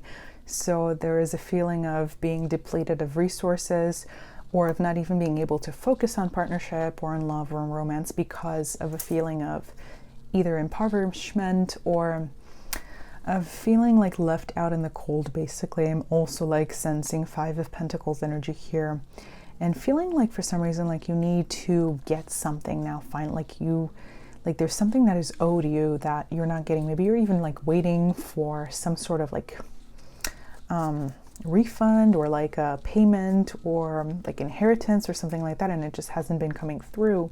Or you're waiting for this break in your career and it's just not coming. You're waiting for some recognition as well when it comes to like your ideas, the things that, you know, feel very unique to you, that are very sacredly yours, but that just haven't been like, you just haven't gotten positive feedback on them so far. And it seems like, you know, this person, oh, interesting, is getting some coins from the devil here, and this other girl is like signing some sort of contract. So maybe this girl's like getting something for free, but this girl has to like sign away her soul here in order to get this. And this goes back to the book message of like feeling like being in a situation where you feel like you're like you have some sort of last resort, like maybe even signing like a loan or something, like signing away something about your life, making some sort of deal. And this is telling you that don't give away anything that is precious to you. And just know that this period of darkness is almost over, because we do have the 9 of Wands, which talks about like just, it's the final moment before the 10 of Wands, which for some reason I'm seeing it like reversed, which is the point where you just drop all the wands and you just like say, screw it, I am going to change this path. I'm just going to simply walk away. Like I'm not willing to sign this thing that is just depleting to me, to my soul, that hurts me emotionally, spiritually. Yeah, so interesting. This, you know, if this is also going to be more about love, which we haven't been getting a lot in this reading, very interesting. This is about not compromising, going back to that first message here, not compromising who you are in order to fit some sort of relationship or some connection. Interesting. And in the High Priestess card, we also have someone holding another scroll here, like in the Six of Pentacles card, and then it says tarot. So weird, more messages about how like the key to your conundrum or to something that you need to understand before you can experience this movement forward into greater abundance and love in your life is some sort of like spiritual thing, some sort of like magical thing. Maybe like learning a skill, like literally reading your own tarot or something like that, or looking into your astrology might give you some sort of, I don't know, more precise truth about what is happening in your life right now. And then we do have the Eight of Wands. And I don't know if this is, yeah, this is like a mermaid or something. I'm not sure exactly what's happening in this card, but the Eight of Wands talks about really quick forward movement. And the card that comes up next is going to be the Nine of Cups, which is all about your wishes being fulfilled. So that's a beautiful thing to see. It is literally this change in the situation in your life is going to come about much more quickly than you think. And this person, you know, she caught the bird. this person, I mean, this cat has caught the bird. She got her prey and she has what it wants. But the other message there is that if you feel like you're trying to escape some sort of situation and not be caught in a net, or maybe, you know, if this is about a relationship, like someone's after you and wants to like convince you that they're the right person for you, but you feel like if you were to engage in this connection with them now, it would be somehow like you selling yourself short, basically. This is telling you to wait just a little bit longer because there's a truly soul-based spiritual connection that is going to come through for you pretty soon, and it has all to do with you embracing that really unique aspect of yourself that maybe you have been watering down, and that maybe has been sort of, just watered down by recent destabilizing to the point of absurdity events. And it's interesting, she has the black cat here and here's the black cat. So more messages about like magic and like, you know, almost like sending out your familiar to do your work for you, like a very witchy metaphor, like to collect something that you need. Anyway, she is a witch, she's holding a wand here. So this is about going back to that first message that came up with the light attribute, healing something about like your divine feminine energy and finding empowerment in that, and in embracing the full extent of it in this very fiery, beautiful way, whether that is through, you know, healing some, you know, some aspect of your sexuality, through like basically like reconnecting with your body at a deeper level. Yes, like maybe even like putting in the background some like supposedly like Kundalini related music, things of this sort could be helpful, but just basically, you know, I know it's a difficult question, but would you rather, you know, sign away something that guarantees that part of your soul will die in order to have some sort of faster result or instant gratification? Like, for example, a relationship that is maybe being offered to you right now, or someone who is offering their attention and who maybe, you know, treats you like something to be won right now? Or would you rather hold on, no matter how dire the situation feels right now, no matter how much of like a void there feels to be in your life, until, you know, this right connection comes along, or until basically it feels like you don't have to engage some sort of mentality about like a last resort? Just like in this book, like the sentence I read is right before they go to, you know, jump in the river together. There's not a necessity to be that extreme. So sometimes, like literally even that, if they had done a little bit more shadow work, maybe they wouldn't have reached that conclusion in the book. I mean, it is of course the height of romanticism, and I'm not going to talk about George Sand because that's all I'm reading, but for my dissertation. Anyway, let's pull some final cards here.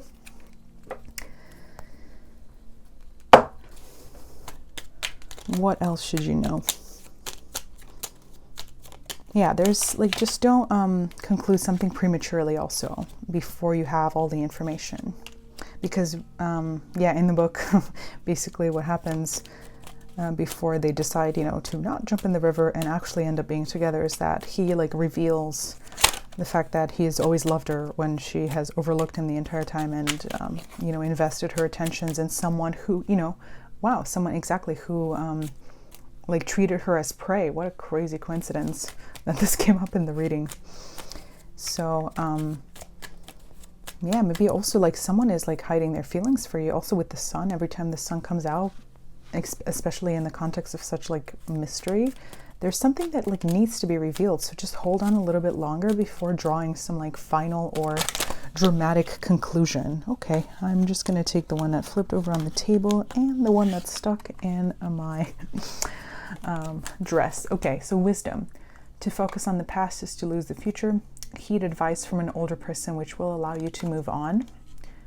So maybe that goes back to that, one of the first things that came up, which is like a very sudden ending or a rupture that went on in your life, whether with an existing relationship or with something related to finances or ownership or property. And then twists and turns. Carefully made plans could be thrown out the window as major changes and interruptions surround you. Make sure you get lots of rest to cope with all the upheaval. Okay, so especially if you're watching this in August 2022, when we have a major, the biggest transit of the year, conjunction between Uranus, Mars, and the North Node in Taurus. But of course, this reading is timeless, so if you're not watching it then don't worry about it. But especially if you're watching it now, this, if anything crazy happened in your life that was unplanned, and that sort of like swept you off your feet in maybe not a positive way, just know that this is meant to contribute to your greater path of wisdom and of understanding.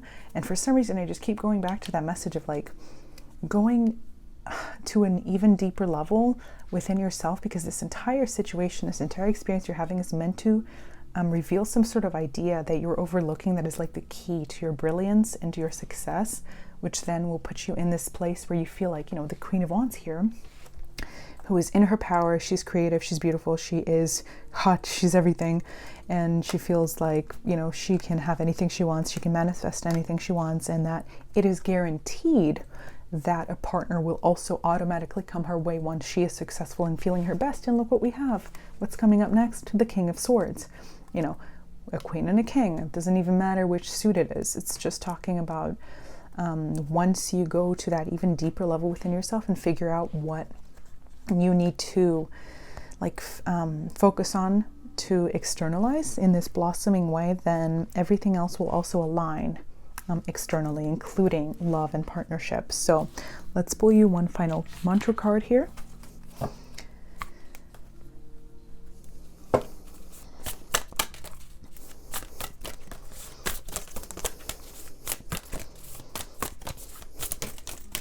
That one. When I'm tuned into the energy of abundance, I become abundant. A very obvious card here. But I think there were so many messages here about finances and resources and worth. And I think this starts from basically acknowledging your own full worth and not filtering any aspect of your personality, your being, your energy. Because basically what I'm sensing is that there's, because of this filtering that you think is necessary or that would make you stronger or fit in more successfully in some sort of community around you, you're actually filtering out the most unique and sacred element about you, so that from that everything will stem abundance and then power couple love and partnerships. So that's what I'm sensing for you. Deck number 3. I hope that some of this resonated. Let me know down below what your stories are. If you want to book this or bookmark this reading and take a look at it again later on to see if any of this actually came true, I would love to hear your comments as well.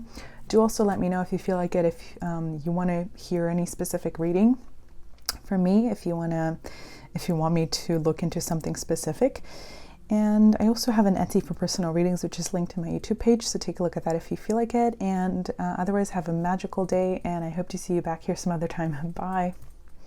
So hi to those of you who picked the 4th deck, which is the Dulac Tarot. So before we look into that, let's see some oracle cards that tell us about what is unfolding for you in your journey of love right now. So what is the general theme of what's going on right now? It's the circumstance. That's what the first 3 cards will be about. Then we'll get a card about what your greatest strength is at this time, so the light attribute of the situation and of your actions. Then we will get the more shadowy aspects of what's happening. We'll get 2 cards that clarify these, and then a bridging card that will lead us into the tarot reading. So the first card here in the middle is Ask Wonderfully, Receive Graciously. So what I sense is this beautiful, infinite, ongoing synergy between giving and receiving here. And with 4 being the number of stability and of rootedness and groundedness, as well as of all things related to just foundations and structures. This talks about reaching this point in your life where almost there is this completely new way of relating to basically the aspect of transactionality in your life, whatever that means, in every single area of your life, not just in love, but since this is a love reading, this has to do with feeling like you are basically automatically plugged into this like exchange of equal, not necessarily equal, but basically aligned energy with those around you. So this could, of course, also talk about other connections and other relationships, not just your love life and your romantic partnership.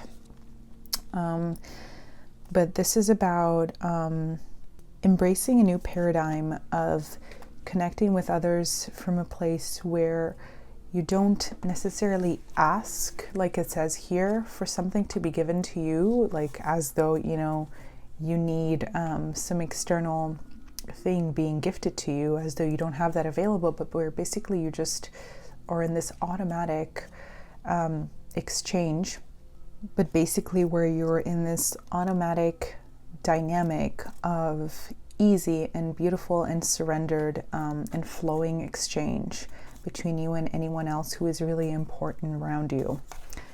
And wow, the next card that comes up is Balance. So I was already thinking about Libra energy when I saw this. I bring a state of perfect harmony into my world, and I do so without judgment. So that's very interesting, because why would there be judgment about the activity of balancing? And interesting, I asked myself that, and I'm actually going to answer it, because if you were to think of Libra, which the highest sort of possible manifestation of that energy talks about compassion and peace and about fairness, a sort of imbalanced version of Libra energy would be corrupt power relations or power dynamics, or incredibly or overly harsh judgment of failures or of weaknesses. So potentially maybe there's this sort of judgment that you're passing on yourself when it comes to asking, or when it comes to receiving, or being open to actually getting the same that you're sending out into the world, or something similar, because equality is not necessarily, it's sort of bringing up that question of equality versus equanimity as well, but in general, balance is not necessarily always, and this was one of the first things I was getting, but not really expressing successfully here with this card. Balance is not necessarily about like contributing things exactly in the same way. Not everyone's bringing the same thing to the table, but the whole of the situation of the experience of the relationship is one that is beautifully balanced, harmonious, authentic, and just that feels like organic in the way that it's moving and progressing, because at every point of your relationship, you're not going to have the same energy level. Some days it is up to the other person to provide more of this particular energy, and you're bringing something else to the table that day, and vice versa. So this talks about not judging yourself if maybe you feel like you're not fulfilling the expectations that you have for yourself in some sort of situation or connection at the moment, because maybe you need to be in a more like a waning state of experience or of existence. Maybe there's something about you that needs to be healed, or that needs to be strengthened, or something that you need to basically like replenish is what I'm feeling. And maybe there's been some sort of like a rut in a relationship for you lately, or there's been a situation where things are not really progressing or moving forward. It feels like sometimes you're going around in circles, or that there's some sort of pattern repeating itself, or maybe even on a different note, like a relationship that you did invest a lot of energy in is maybe just a little bit uneventful or uninteresting, or I don't want to say boring, but there's like a lack of passion or of freshness in this situation or in this connection right now. And, it's reflected from what you feel about yourself, what you feel within, but also it's just how things are going right now. So the third card here is the Badger and Ginkgo. I'm not sure how to say that. And this is number 20 or 32 actually. So that might be a significant number for you. And it says healing wounds.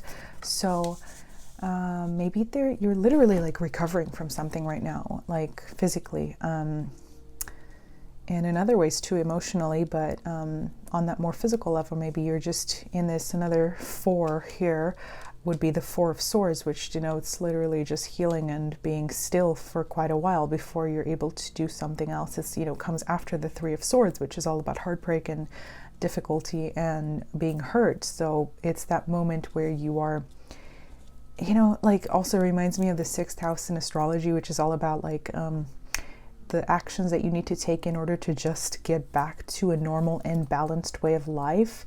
And there's nothing like glamorous about that aspect and about that experience of just like getting back to ground zero, but this is absolutely necessary. So if you're judging yourself for not like, maybe even being able to invest in relationships or in your partnership right now, and if you're like blaming yourself for this like potential rut that you're experiencing in that, it is because you need to heal something very significant in your life. And this is, what you can't do anything if your health, and that could be physical, that could be emotional, it could be mental, is not fully cared for. So that's the most important element right now. So releasing judgment when it comes to yourself, and then basically just feeling entitled to this time where you're providing a little bit less of the energy. And this can apply to anything else in life. This can apply to your career, to your work, to like, also I'm sensing like children for some reason, like taking care of children or something like that, or of others in general. Like you might feel like it is one of your most important duties to take care of others around you, and you haven't really been doing that to the degree that you expect yourself to do it.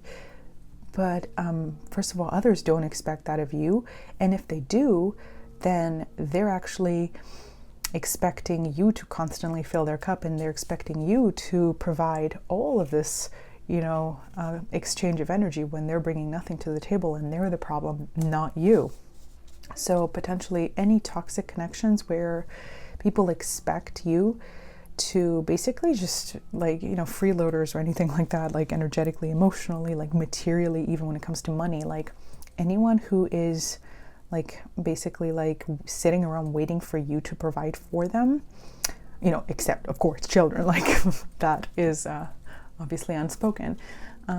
Maybe you would like to sort of reevaluate that situation, that connection, those relationships, and redraw contracts a little bit. Maybe, like redraw boundaries. That's also what I'm hearing, in order to reflect this new state you're in, or this new period in your life where you do need a little bit more time for yourself, or simply where at this higher philosophical level you realize that actually maybe your relationships or your main partnership, like romantic partnership, but I sense that it's more than that, are not really reflecting this idea of a beautiful like synergy of equal exchange, and equal in that sense that we talked about, where you're constantly switching off between who is providing what to the situation, and where you're basically just agreeing that some days someone is going to do more of this thing, and then another day someone is going to provide some other energy or some other assistance to a greater degree than previously. So the card that represents your strength or the light attributes of the situation right now is this, which is the Magi. So this talks about, and this goes back to the thing that we were just talking about, which is you taking care of others. I mean, this is someone who's holding something in her hand, and I'm thinking here of like the earth, basically. And this is you.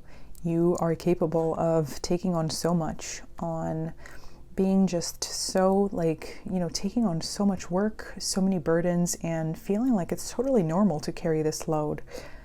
So maybe you're finally reaching this point where actually your higher self, because that's what I'm sensing here with this eye, wants to let you know that there is a necessity to change this dynamic completely. That, you know, you could keep going at this rate and you could totally take on all of this, but should you? And should you do this if, you know, you're doing it for the sake of people who are not grateful for it? That's a really important thing. So any sort of health issues that you're experiencing right now, I'm also sensing for some reason like Cancer and Capricorn energy here. And I do take a look at this card here. I'm taking a look at it and it says Capricorn, but like having a mixture of these placements, as well as like having your moon in Capricorn, or like your moon in the 6th house, or like a Cancer ascendant with the moon in the 1st house, things of this sort. And maybe potentially like Virgo placements. All of these things indicate being emotionally affected, physically affected by emotional issues, as well as like dynamics, emotional dynamics that are draining the life out of you, whether you consciously know it or not. So right now, your body really, whatever is happening that is not the best thing ever, health-wise, is a reflection of what your higher self wants you to know is not healthy in your life. It wants you to know that. So even like on a less like dramatic level, maybe like being around certain people, you're going to feel it in your body. Like your body language is automatically going to let you know like that your higher self, despite your conscious mind not knowing, actually is aware that this person is a depleting presence for you, or a depleting connection, and they're not giving you as much as you're putting out there. So but even, you know, if you have like some sort of like phantom like pain that you are not able to understand, maybe you've gone to the doctor and you don't know why that is there, your body wants you to know that this is because of some sort of dynamic of energy exchange in your life that is just not the most optimal, not the most healthy, and not the most equal and fair to you. And a card that represents the shadow energy right now, or the shadow aspect of the situation for you right now, is fear. So maybe you are in a connection that is, you know that it is not the best for you, and that there's this toxic element. You're afraid to even voice your opinion or your desire to change things, because you feel like maybe potentially this person is going to want to like break things off completely, or is going to like leave you, especially if you're married and there are children involved. This could be the case.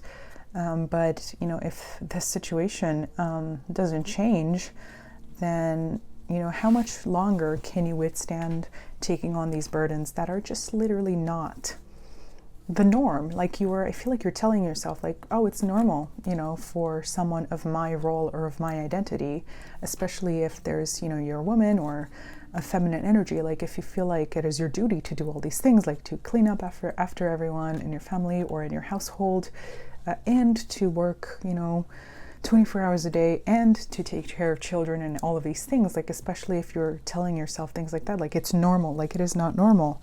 Like it's always up to everyone involved in the connection and the relationship and the situation to provide as equally as possible to the best of their abilities. Then like there's always going to be give and take, but genuinely, like, are all of the people in your situation, or both people in the connection, in the relationship, providing equally? And if not, redrawing contracts, literally redefining agreements, whether marriage, whether just partnership in general, redefining like labels potentially as well, and not fearing the outcome of that. Like, and if they're not willing to renegotiate, very Libra energy here, then, you know, they're not worth your time and your energy and all of the support and this care that you are just constantly giving them, without even second guessing whether it is your job to do this constantly and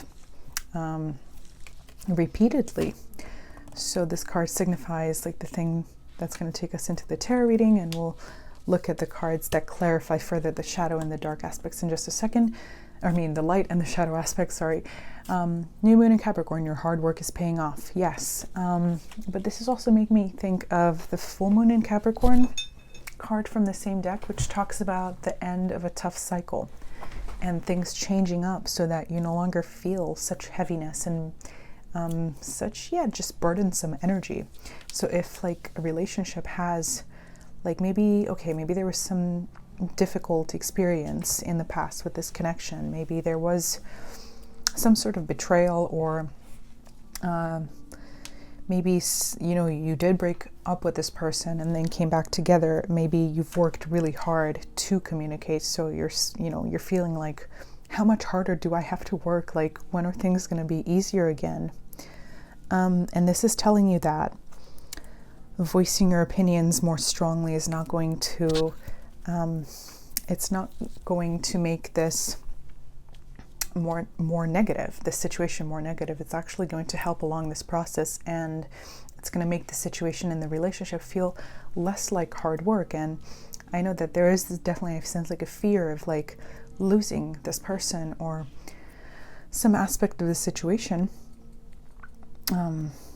But if that is the case, then if someone's not willing to treat you with respect and to meet you halfway, then should this person be in your life? So okay, so now we have, for the light attribute, our clarifying card is servant, and it says delight in serving others with a free and loving heart. Although the shadow attribute of that says using the lack of money as an excuse not to move forward with life, but we'll see what that is about in just a second. And then for the shadow aspect, we have Fool as our clarifying card. So it says using humor to wound rather than liberate, denial of your emotional truth. So this definitely speaks about like potentially narcissistic connections, or someone who has some sort of element of that maybe they have worked on healing or on improving, but they do tend to say really harsh things. Like if you are voicing, for example, like the feelings that you have about the situation being unfair when it comes to like exchange of energy, and they're just sort of like start making fun of you or telling you that you're like a crybaby and that you're needy and that you're clingy, things of this sort, like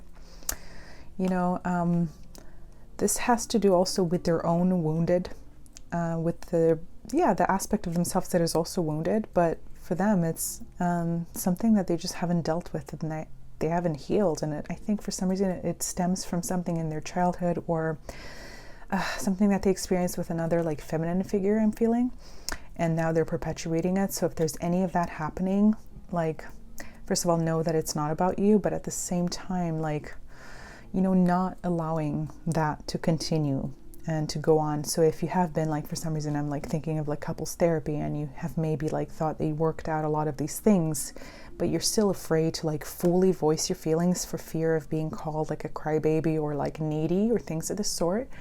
And this is telling you, like, if that is the case, if you feel like you have to walk on eggshells, like there's something that needs to completely transform at a much higher level or to end. And I know that's a little bit like harsh, but it is what I'm seeing. And with, servant being the light attribute, like you're someone who's incredibly giving and just loving and sweet, especially like if you have Cancer and Capricorn and Libra energy too, like there is a lot of like happiness that comes from like caring for others, like doing nice things for others without them even asking. Like that's a beautiful aspect of who you are and of your heart. So that should not be compromised, and it should not be like taken advantage of. And I'm being like a little bit bossy in this reading as opposed to the last piles, but this is something that should not be like, what's even the word, sacrilegiously treated by others, because it's an element that you should not be, that it basically shouldn't be turned dark by the draining energy of others and any selfish impulse or expectation that they have about you. Okay, so let's take a look at the tarot now.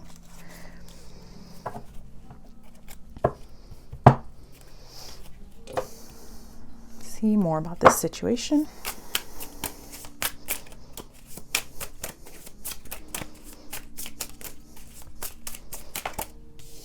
Okay, so we have, I think this is the Four of Pentacles, but it did come up reverse. I'm going to note that. So I think that's the Princess and the Pea.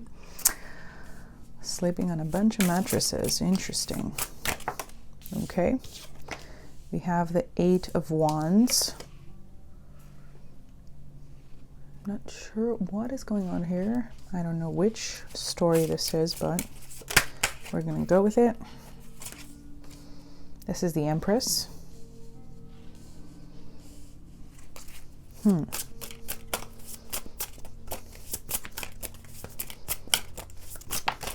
Wow, okay. Well, that one. The Six of Swords reversed. I'm going to keep it reversed because I think that's important. Oh my gosh. The Nine of Swords. And let's get one more.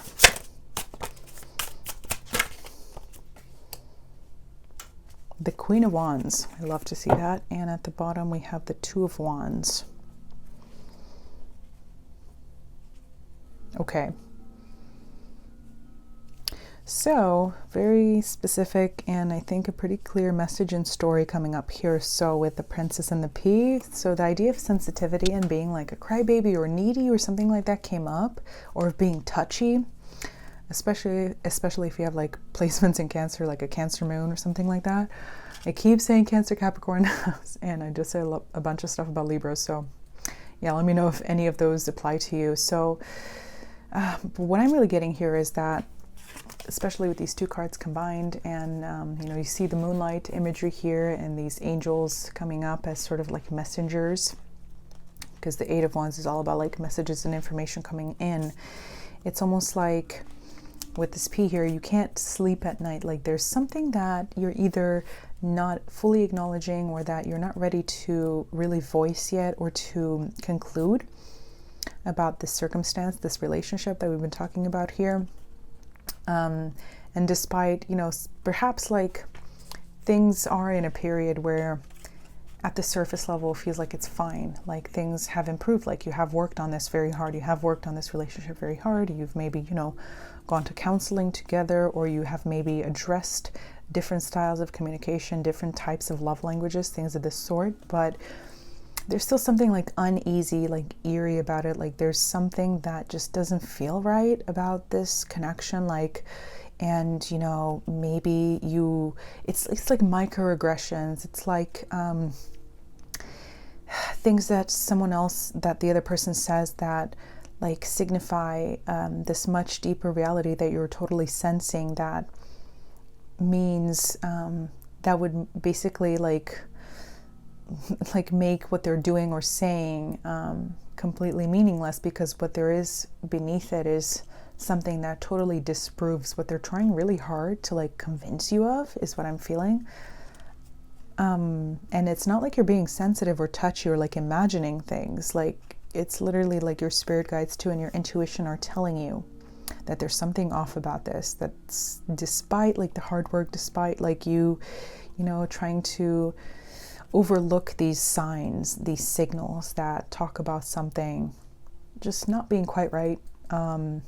Yeah, your own intuition doesn't buy it, but you're telling yourself you must be patient, you must be graceful. There's definitely lots of stuff coming up here about like your role like as a woman or like as a feminine figure, like as a mother too, with the Empress here. You're telling yourself that, yeah, just be patient, just be, you know, generous with your love, with your kindness, and, you know, don't make that choice, which maybe you feel deep down in your soul, which is to perhaps move on from this connection, from this relationship, because that's, you know, Six of Swords is about moving on to the next stage, and it's in reverse, and you don't want to conclude this. You don't want to come to this conclusion. You don't want to accept this conclusion, and you're literally up at night, you know, not being able to sleep, as we just noticed there with this Nine of Swords, because that's an uncomfortable decision. Again, there's fear around this.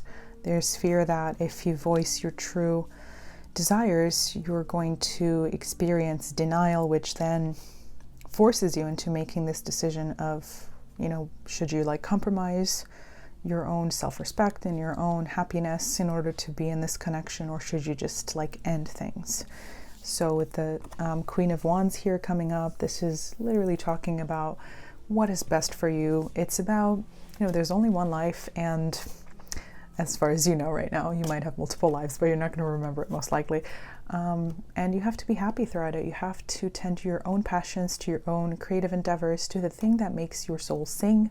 She is playing an instrument here, and I think singing as well. And to something that makes you feel alive again. And we talked about being in a rut in a relationship at the beginning, and being in a place where you maybe don't even feel motivated to continue working so hard. If if all you're doing is working in this connection, like where is the love, where is the passion, where is the true synergy of connection, of the co-creation? Like that's what I feel is missing here, is like who's your like King of Wands who can do this with you. So at the bottom of the deck, we have this card, which is Two of Wands, which is all about decisions and delaying, or basically just sort of like gathering information before you choose a new path. And I think that maybe there is something that you need to figure out before you make this decision, or before you ask this difficult question that then will sort of force you to make a decision. With the Queen of Pentacles, this might have also something to do with finances, or it might simply have something to do with feeling like you're in an empowered enough place in order to make a potentially difficult decision, like to move on from this connection, especially if there's like marriage or children involved, as they'd come up. So what I'm going to do next is something a little bit different. I'm going to read a sentence from the closest book that I had next to me, which happens to be Indiana by George Sand. So George Sand is actually a woman. She was a 19th century writer.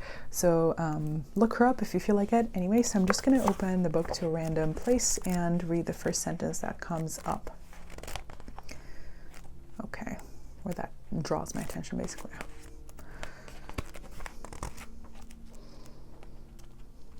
Okay, for some reason, I'm looking at, alas, I'm ruined, I'm dishonored.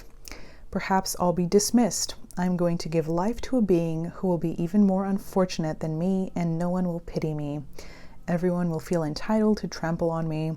Well, I'd put up happily with all of that if you still loved me. Oh my gosh, wow, what an insanely sort of relevant as well as intense sentence there. So definitely if there are children involved, this could... I feel like for half of you, that has to be the case. It's coming up so frequently.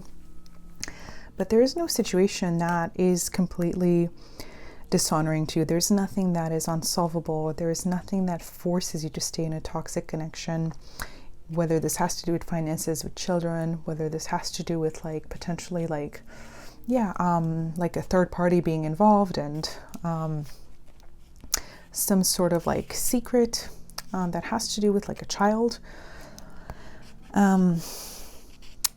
But that specifically, that idea of like feeling entitled to trample on me, like that is an insane sentence, because this is exactly what was coming up here with this servant card, and that aspect of your nurturing nature being basically like taken advantage of and made just disrespected to such a degree that it becomes a dark element in your life.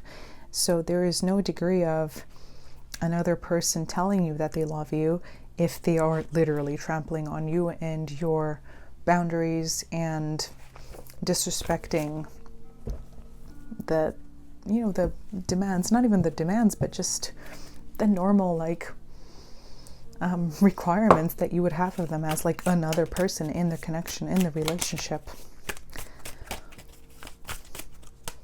There's also that idea of things, if things in other areas of your life are difficult right now, like financially or otherwise, like that idea of feeling like more empowered, or like being able to put up with anything and everything if the other person like loved you. There's something to be unpacked there. I'm just going to say that. Okay, so we'll just get a few more cards here to clarify these messages. Okay, the Six of Pentacles, similar message to the previous pile.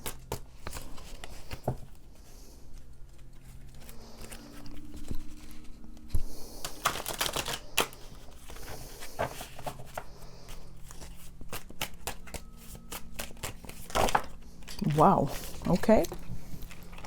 And that one. Empress again. Oh, Empress on the Empress.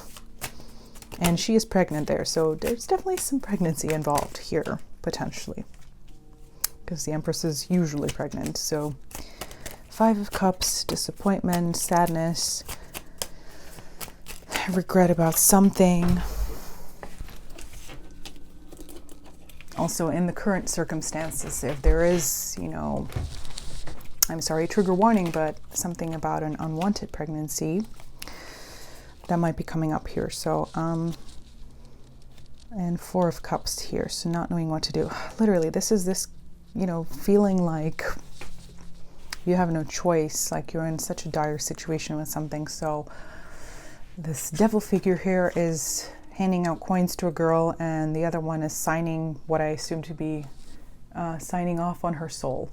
That's what I assume, basically, in order to get something that she needs. This is also talking about like high interest rates and getting a loan when it's just incredibly unfair, and it will be basically borderline like depleting to you rather than helpful, but you feel like you have no choice but to do that. So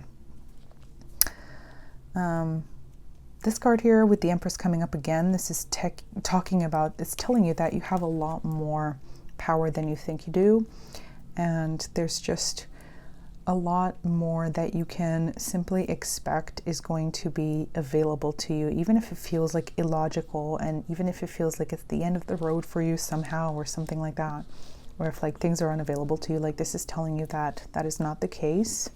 There is some sort of assistance that you are able to get right now. So with the 5 of Cups here, you're wondering like where you went wrong or what you did in the situation that made you come to this place or get to this place in life. And with the 4 of Cups, this is going sort of backwards. So you're sort of wishing for a redo of a certain moment. So it's important that you do look at things practically and you accept the reality of the situation, but also to know that things are going to get better. So the 9 of Wands is a card of, and I like that the 10 of Wands is coming up next. Then we also have the King of Wands. So lovely, because I asked, where is your King of Wands here with this card? And he is coming up here.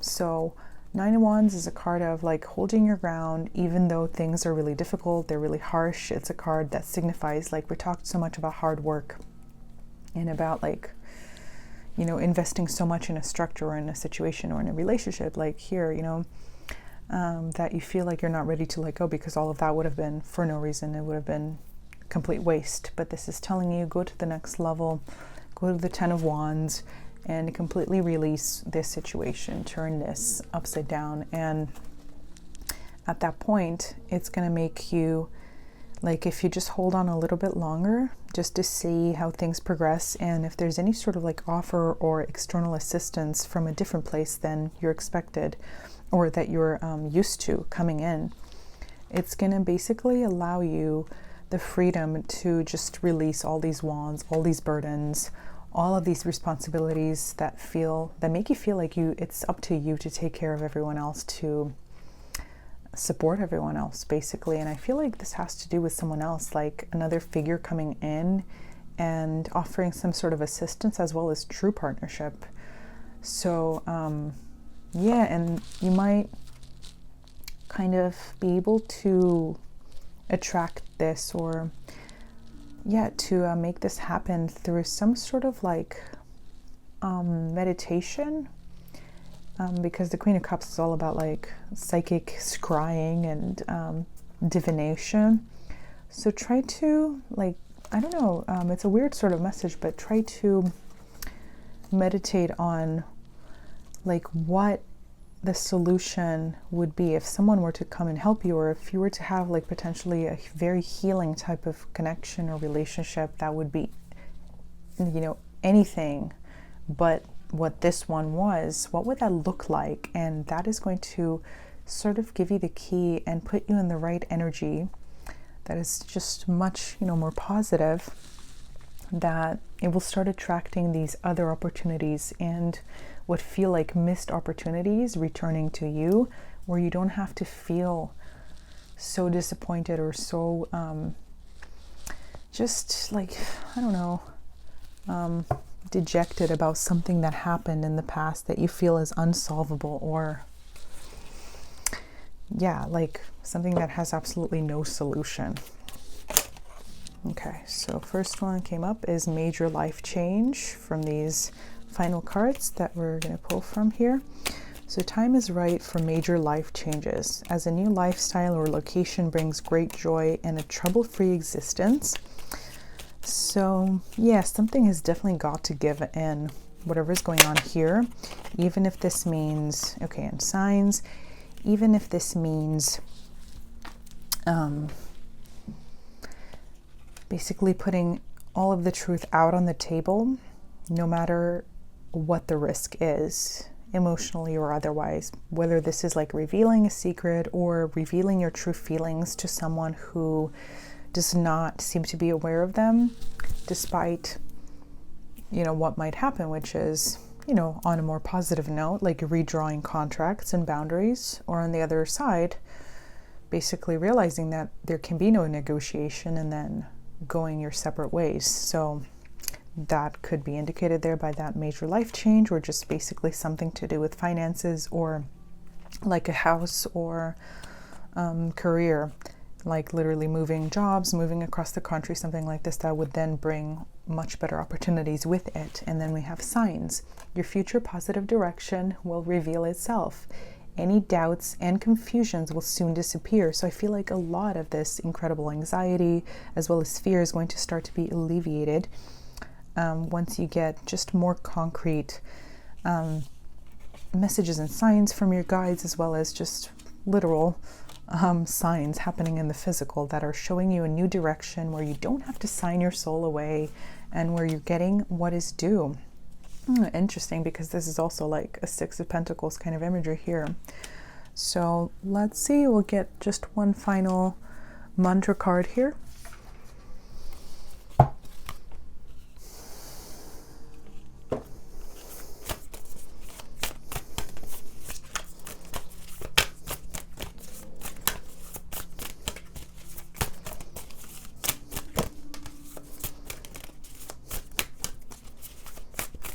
Nothing wants to come up, huh?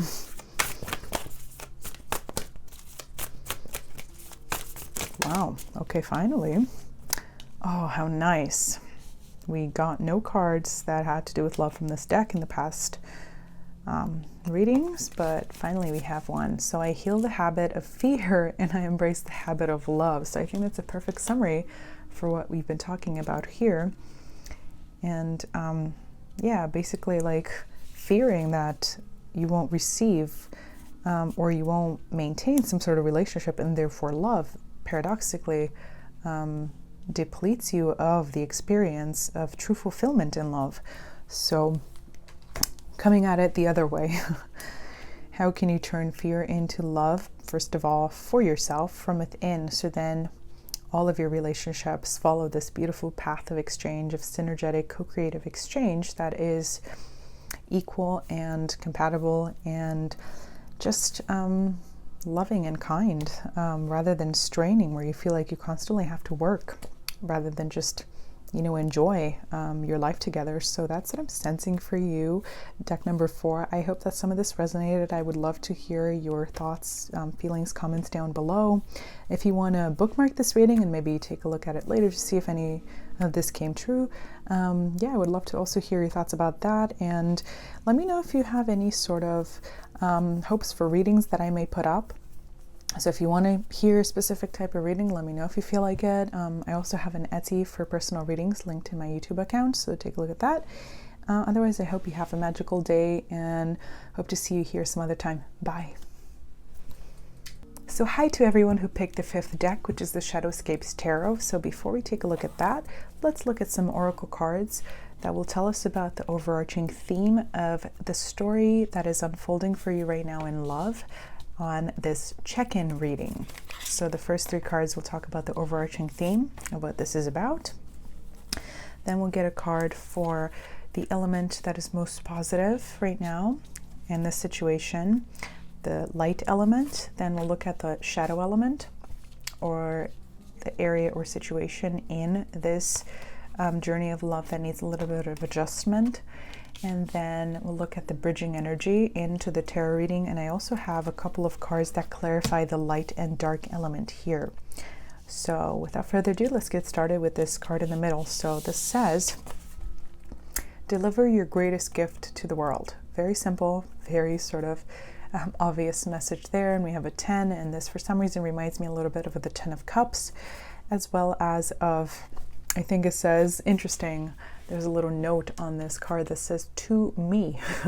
So there might be something that you're not giving yourself right now that you need, that then once you are able to do that, you can fully express into the world, so that you have some sort of mirroring experience of someone also expressing that to you, back to you. So a sort of mirroring situation here, where you're giving, like, for some reason I'm hearing like giving yourself the love that you would like to have right now, and living as if you are in that sort of connection or that sort of relationship, like almost like on an even higher kind of level, becoming your own life partner.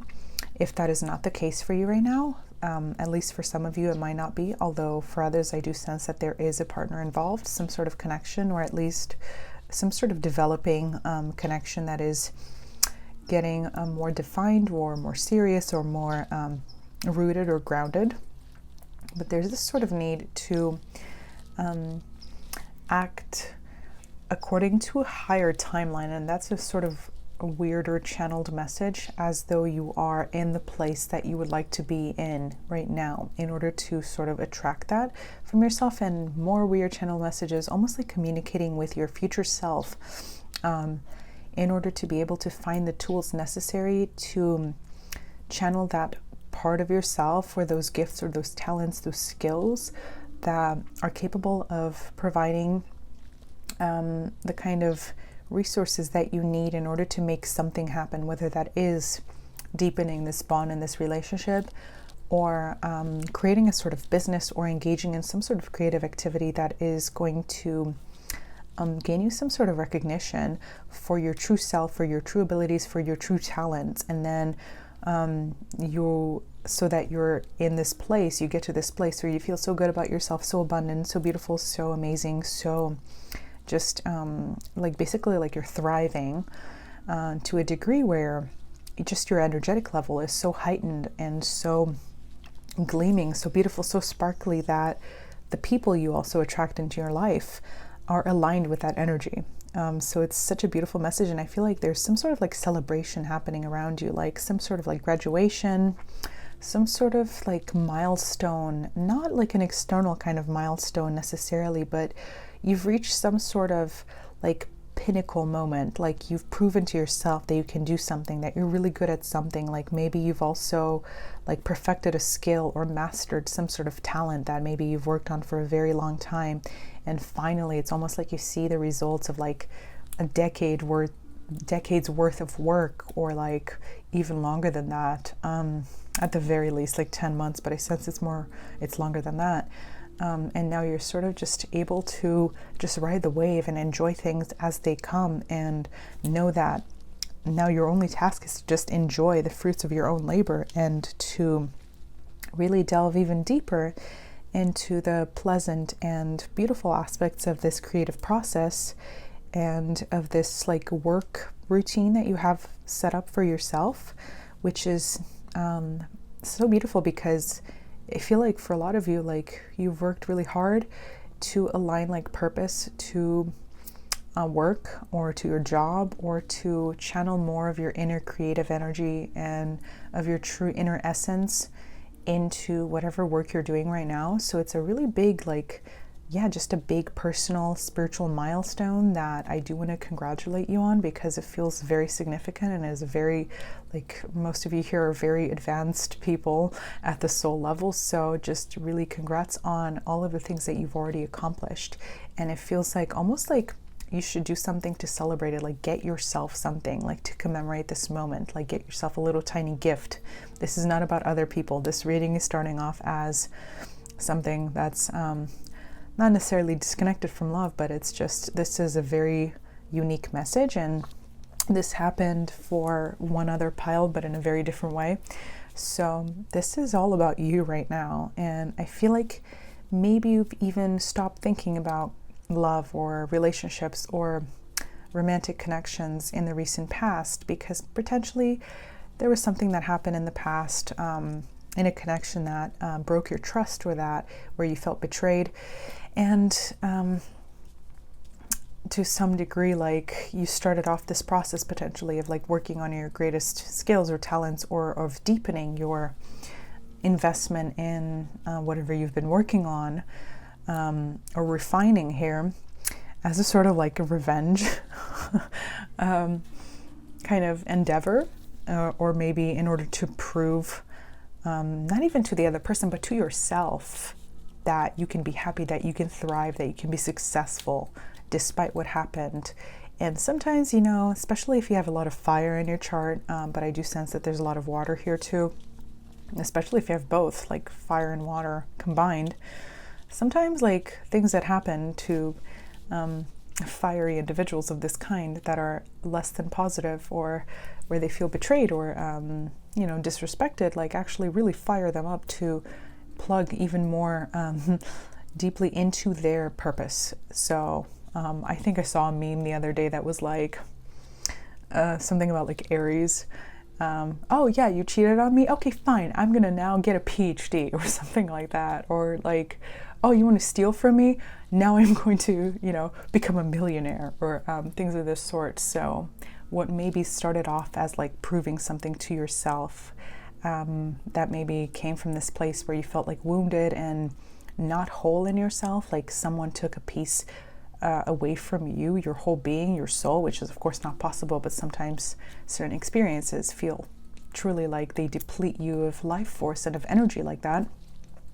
What started off as that really just made you capable of tuning even more closely into your true like essence. It's almost like you've been brought back home right now.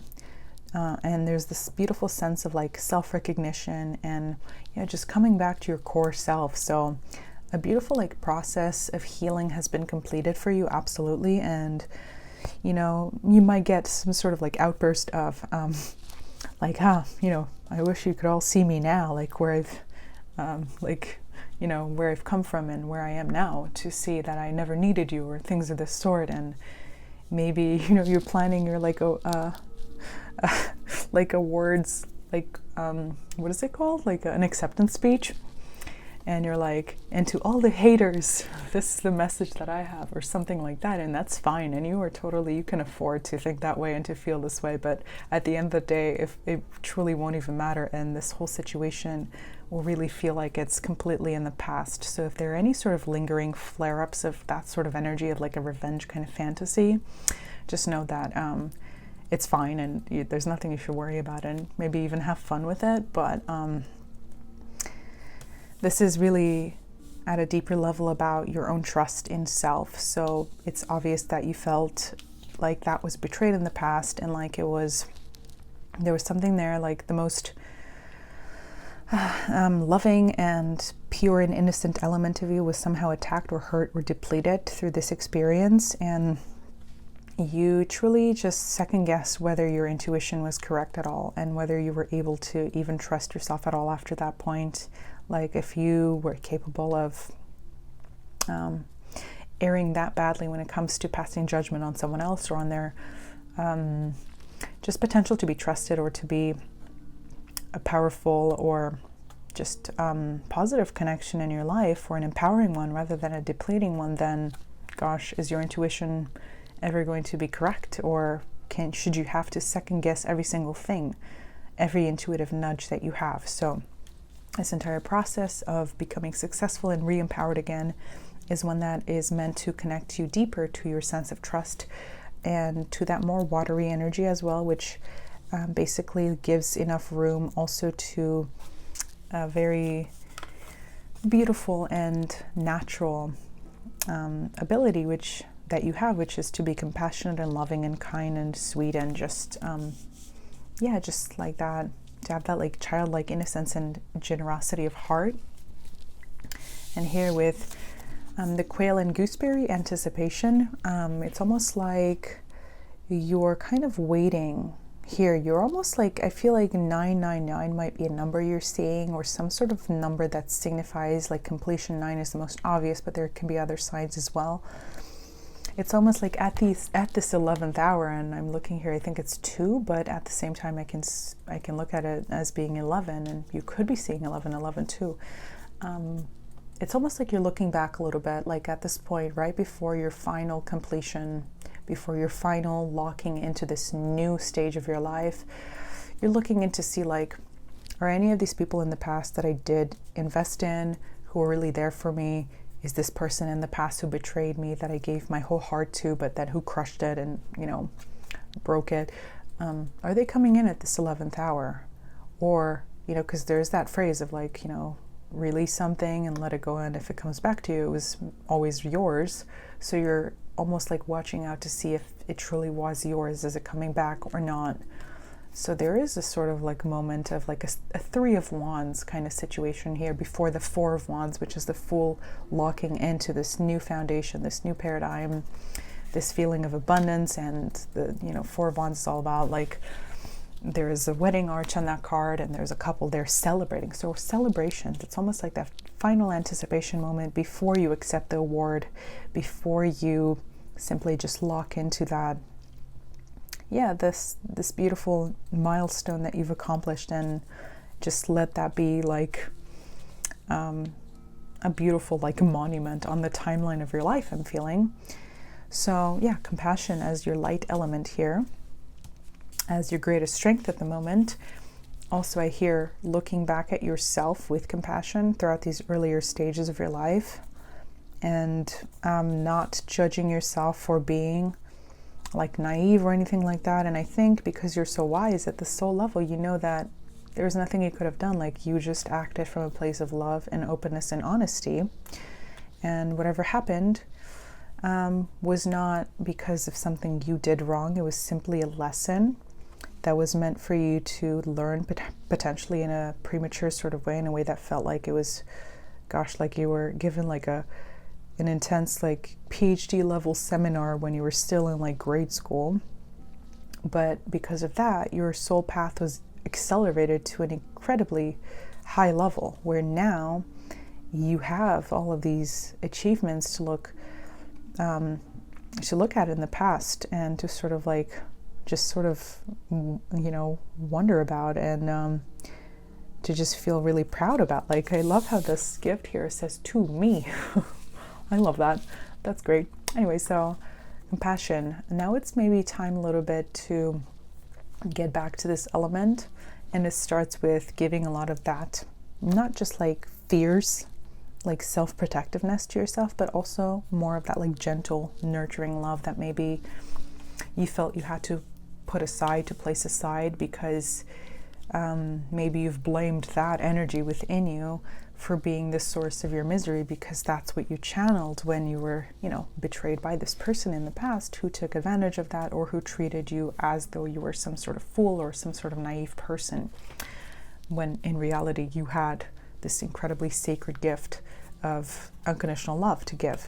And to clarify this card, we have poet, light attribute, express soul insights in symbolic language. So maybe you were incredibly poetic, expressive, effusive in your declarations of love, or something like that, or where you wanted to collaborate with someone, also like in a creative kind of way, through your relationship or your connection. Or maybe also this has to do with a moment in time when you put yourself out there as an artist, as a writer, as a poet, as someone who expresses themselves, and you were incredibly like harshly criticized to the point where it broke your heart completely, and made you like withdraw. And now you're like, maybe this is why you have this like attitude of like, to all the haters, I wish you could see me now, things of the sort, which you're totally entitled to.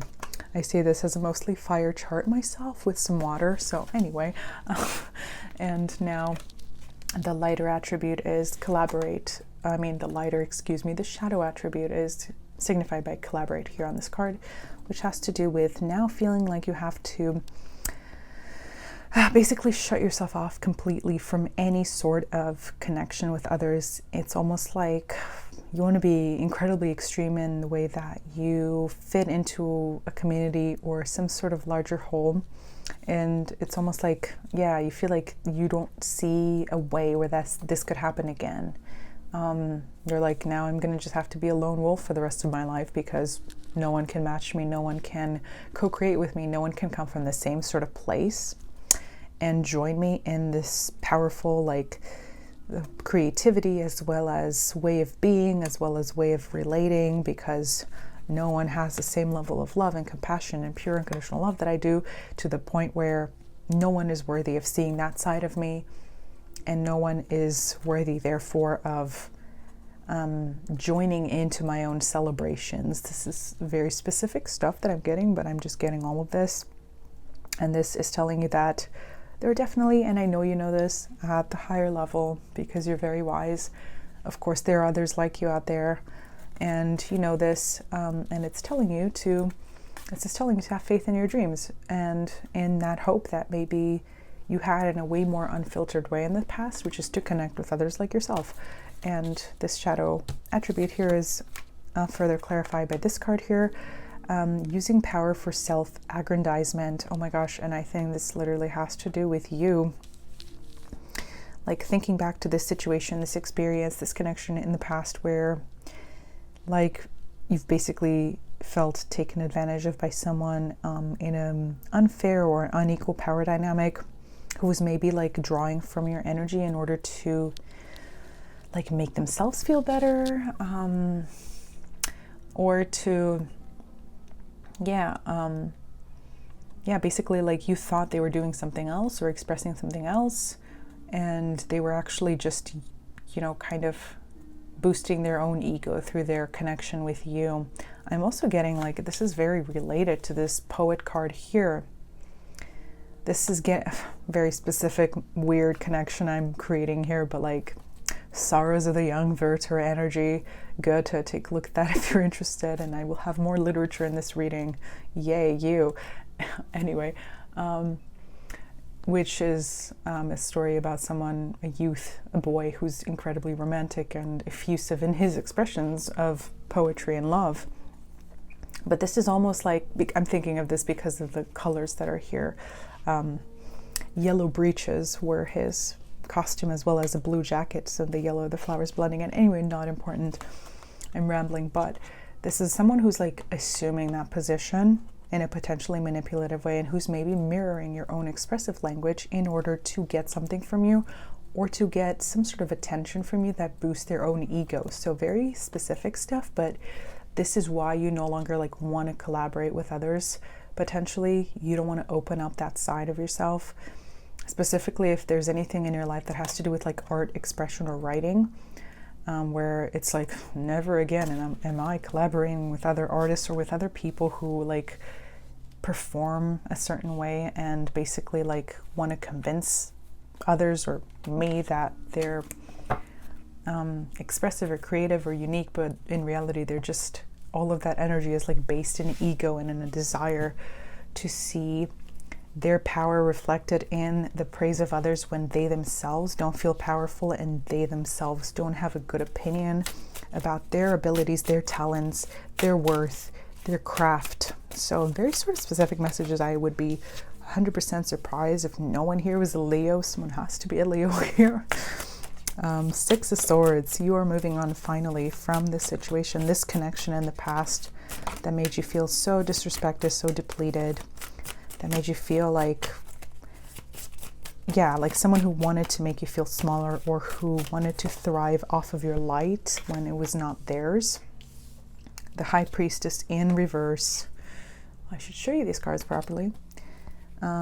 This has to do with, yeah, like intuition being blocked or not trusting your intuition anymore, like we talked about here with the trust card, after you felt betrayed and after you were the one who, you know, made the choice to trust. And I don't know, I mean, I didn't look at these cards, I'm just flipping them over, so I guess only that one needs to be reversed.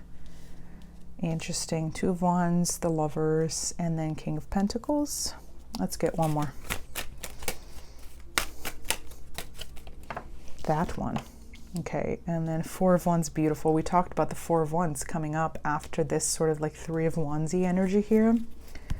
And I love it because we have the Two of Wands, the fake imagined Three of Wands, and then the Four of Wands here. At the bottom we have Ace of Wands, beautiful. So beautiful new period after this final choice to move on from the situation. And we do have the Lovers indicated here at the middle of this spread, which is actually about choice, not just about partnership, and about making a different one this time. After a period of reflection and of basically letting all the old lessons of the past sink in at this higher level, where maybe even like your entire philosophy of the whole situation, or even your entire philosophy in general, changes to some degree to, you know, in a very profound level, where, you know, it sort of renews your own sense of self, but at the same time it like upgrades that old sense of self that you felt you had lost in the past. Anyway, so beautiful new period for artistic creativity, for passion, for like sexuality, for connecting with others from a place of spark, of joy, of just exhilaration and exuberance for life. Yes, and the Four of Wands, this is, you know, that card of, yeah, like you're looking back one more time, you're taking a final look at the past, and you're wondering, like, is anything meant to come back before I move in? Am I going to receive some sort of explanation, maybe from someone who maybe never gave me closure, things of this sort. And interesting, we see, okay, so if you've been trying to manifest a true partnership and a connection that is able to match you in energy and empower you rather than deplete you, or rather than, you know, make you second guess your worth, it's almost like, yeah, you intending for this to happen now from this place of empowerment after having learned this really difficult lesson is almost going to make this person, like, I'm getting the metaphor of like money is actually growing on trees now. Your soulmate is going to sprout from the ground, from the tree. We got a lot of weird imagery like that in this reading about like manifesting your soulmate out of thin air. Or just the life partner that you want now. And this could very well be like a twin flame. I mean, gosh, this combination of cards, the Lovers and the Four of Wands, which is thought of as a twin flame card, and the King of Pentacles, which is someone who is able to manifest their full potential, not to promise something or to show some sort of performance or to perform some sort of potential that attracts you because, you know, it's so glamorous and you feel like there's so much there to promise that or to perform that, but then to not fully manifest it because they are sort of like in retrograde against themselves. That's like one phrase I've been using lately, because they themselves don't believe in it. But someone who actually is aligned with their own potential and believes in it and believes in their worth just like you, and who's able to fully manifest that in the world. And this is the person you're manifesting simply by just being who you are now and by enjoying this beautiful milestone. And yeah, there will be some reflection looking back, and like maybe even moments of like second guessing or of like flare-ups of this past like heartbreak. But I really do feel that you're mostly over it at this point, and that you're enjoying the positive aspects of this lesson at this point. So now what I'm going to do is read a sentence from the book that I found closest to me at the beginning of this reading, which is Indiana by George Sand. She is actually a woman. She's a 19th century writer. So if you are a writer and you're interested, or even if you know George Sand, let me know if you have read this book or if you want to. Okay, so okay, interesting. So we have, well, he continued with renewed harshness, "You're lying. I know you're not well. You told Sir Ralph here. Come now, have I lied? Speak up, Monsieur Ralph. Did she tell you so?" Interesting. So I think this has to do with this betrayal that you've experienced in the past, which is just coming up to be confirmed. So let's take a look at some more. Let's clarify with some more cards what this is about. So maybe, you know, maybe you were really angry at this person still or something, like, And maybe you would like for them to admit that they lied or that they did something that was unfair to you, but does it really matter? I mean, maybe it does matter, but when you're already thriving like this, I know sometimes because you're, at the end of the day, this incredibly compassionate person, you would like for there to be closure, even with people who you are contemplating on releasing fully from your life. Like you would like to release in forgiveness, in love. You would like for there to be some sort of like healing at the most fundamental level. Like that's what I'm sensing. But sometimes, I don't know, we'll see what comes up next.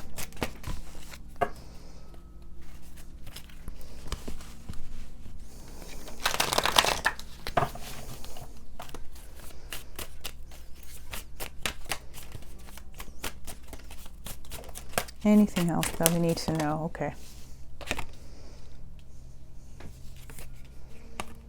Okay, so we get the Four of Wands again. I can't. The Chariot. Okay, if you have Cancer placements, that's also really important for you. Further synchronicity.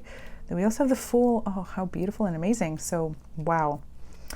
More Four of Wands energy. Beautiful portal, basically, right now in your life that you're walking through to victory, to this completely new start in your life that signifies success, abundance, beautiful love, partnership, everything that you've ever wished for. It's such a beautiful, positive reading. And then the Knight of Swords. Okay, so you might get some sort of communication from this person in the past. But let's see. Let's get one more card. What will it mean? How should you experience this? How should you interpret this or view it? Okay, nothing else wants to come out. Okay, maybe there's something that you don't. Okay, that one. Okay, King of Cups and the Knight of Wands. Okay, lots of passion, lots of fieriness. They might want to convince you that they have matured, that they are now stronger, or that they understood something about themselves that they didn't before, and they're going to come in with a lot of like passion and potential promises. But the Knight of Swords did come out first. The Knight of Swords is a little bit harsh. He does tell the truth, however, so there is some truth to the situation. But the Knight of Wands being at the bottom, he's the most flighty of the knights. He's the one who is the most prone to changing his mind or to going back on his word. Although the King of Cups is here, and gosh, such a clear message I'm getting. Like this person has been like dreaming of you. They're being haunted by what they did, and this is definitely a confirmation that they're absolutely thinking of you, and they want to come forward, this offer, this apology, this explanation, this truth. But like they don't even know the new version of you. They might sense it because I feel like you did have some sort of soul connection with this person, although there was this difficult karmic element here. But are they capable of fulfilling their potential? Like this, King of Pentacles here, where they're not just promising things like out of thin air here, like this King of Cups here, who in reverse is someone who's manipulative and who promises things they don't follow up on. So it's, I think that when this happens, you will be able to tell the difference between these, because you're going to be completely. So if you're not at the start of this new beginning fully yet, this is not going to happen. This is going to happen after you've fully made this choice, the Lovers, to focus only on the things that you see are able to manifest fully for you. And then this might happen, but at that point, it might be irrelevant for you whether this person comes back or not, because you're going to be fully in this new paradigm, this new stage of life, where you're fully empowered. You have everything you need. You feel like you're being recognized, like you have all the success in the world, that you, at some point in the difficult story of this process in the past, you felt like was no longer accessible to you, or that something that you could not even dream about in your wildest dreams, but it is starting to be here and you're feeling it. Okay, so let's get 2 more messages here, 2 more little cards, and then one final mantra card for you, pile or deck number 5. Okay, that one for sure. Manifestations. Oh, that's beautiful. A bountiful time awaits you. Your wishes could manifest right before your eyes. that is literally the summary of this reading. It's happening right now. I'm so excited. I want this reading. That's awesome. Let's get another card.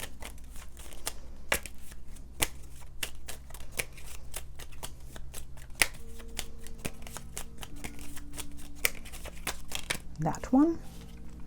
Okay, burnout. Your hard work will see results, but your health needs to be maintained. So check in with your doctor, dentist, and health professional and try to maintain a healthy lifestyle. So, okay, yeah. So another thing, like if you are sort of like wanting to get ahead of yourself right now and do some more work for the future just because you feel like you're in a really good place right now, you don't need to work ahead. You have already arrived at the place that you never even thought like was possible for you to be at. So you can actually just enjoy your life right now, and especially if like it's summer when you're watching, yeah, like take maybe the rest of like the summer off, like just have a nice vacation. Yeah, let's see, what's our final message here for you? That one. Okay.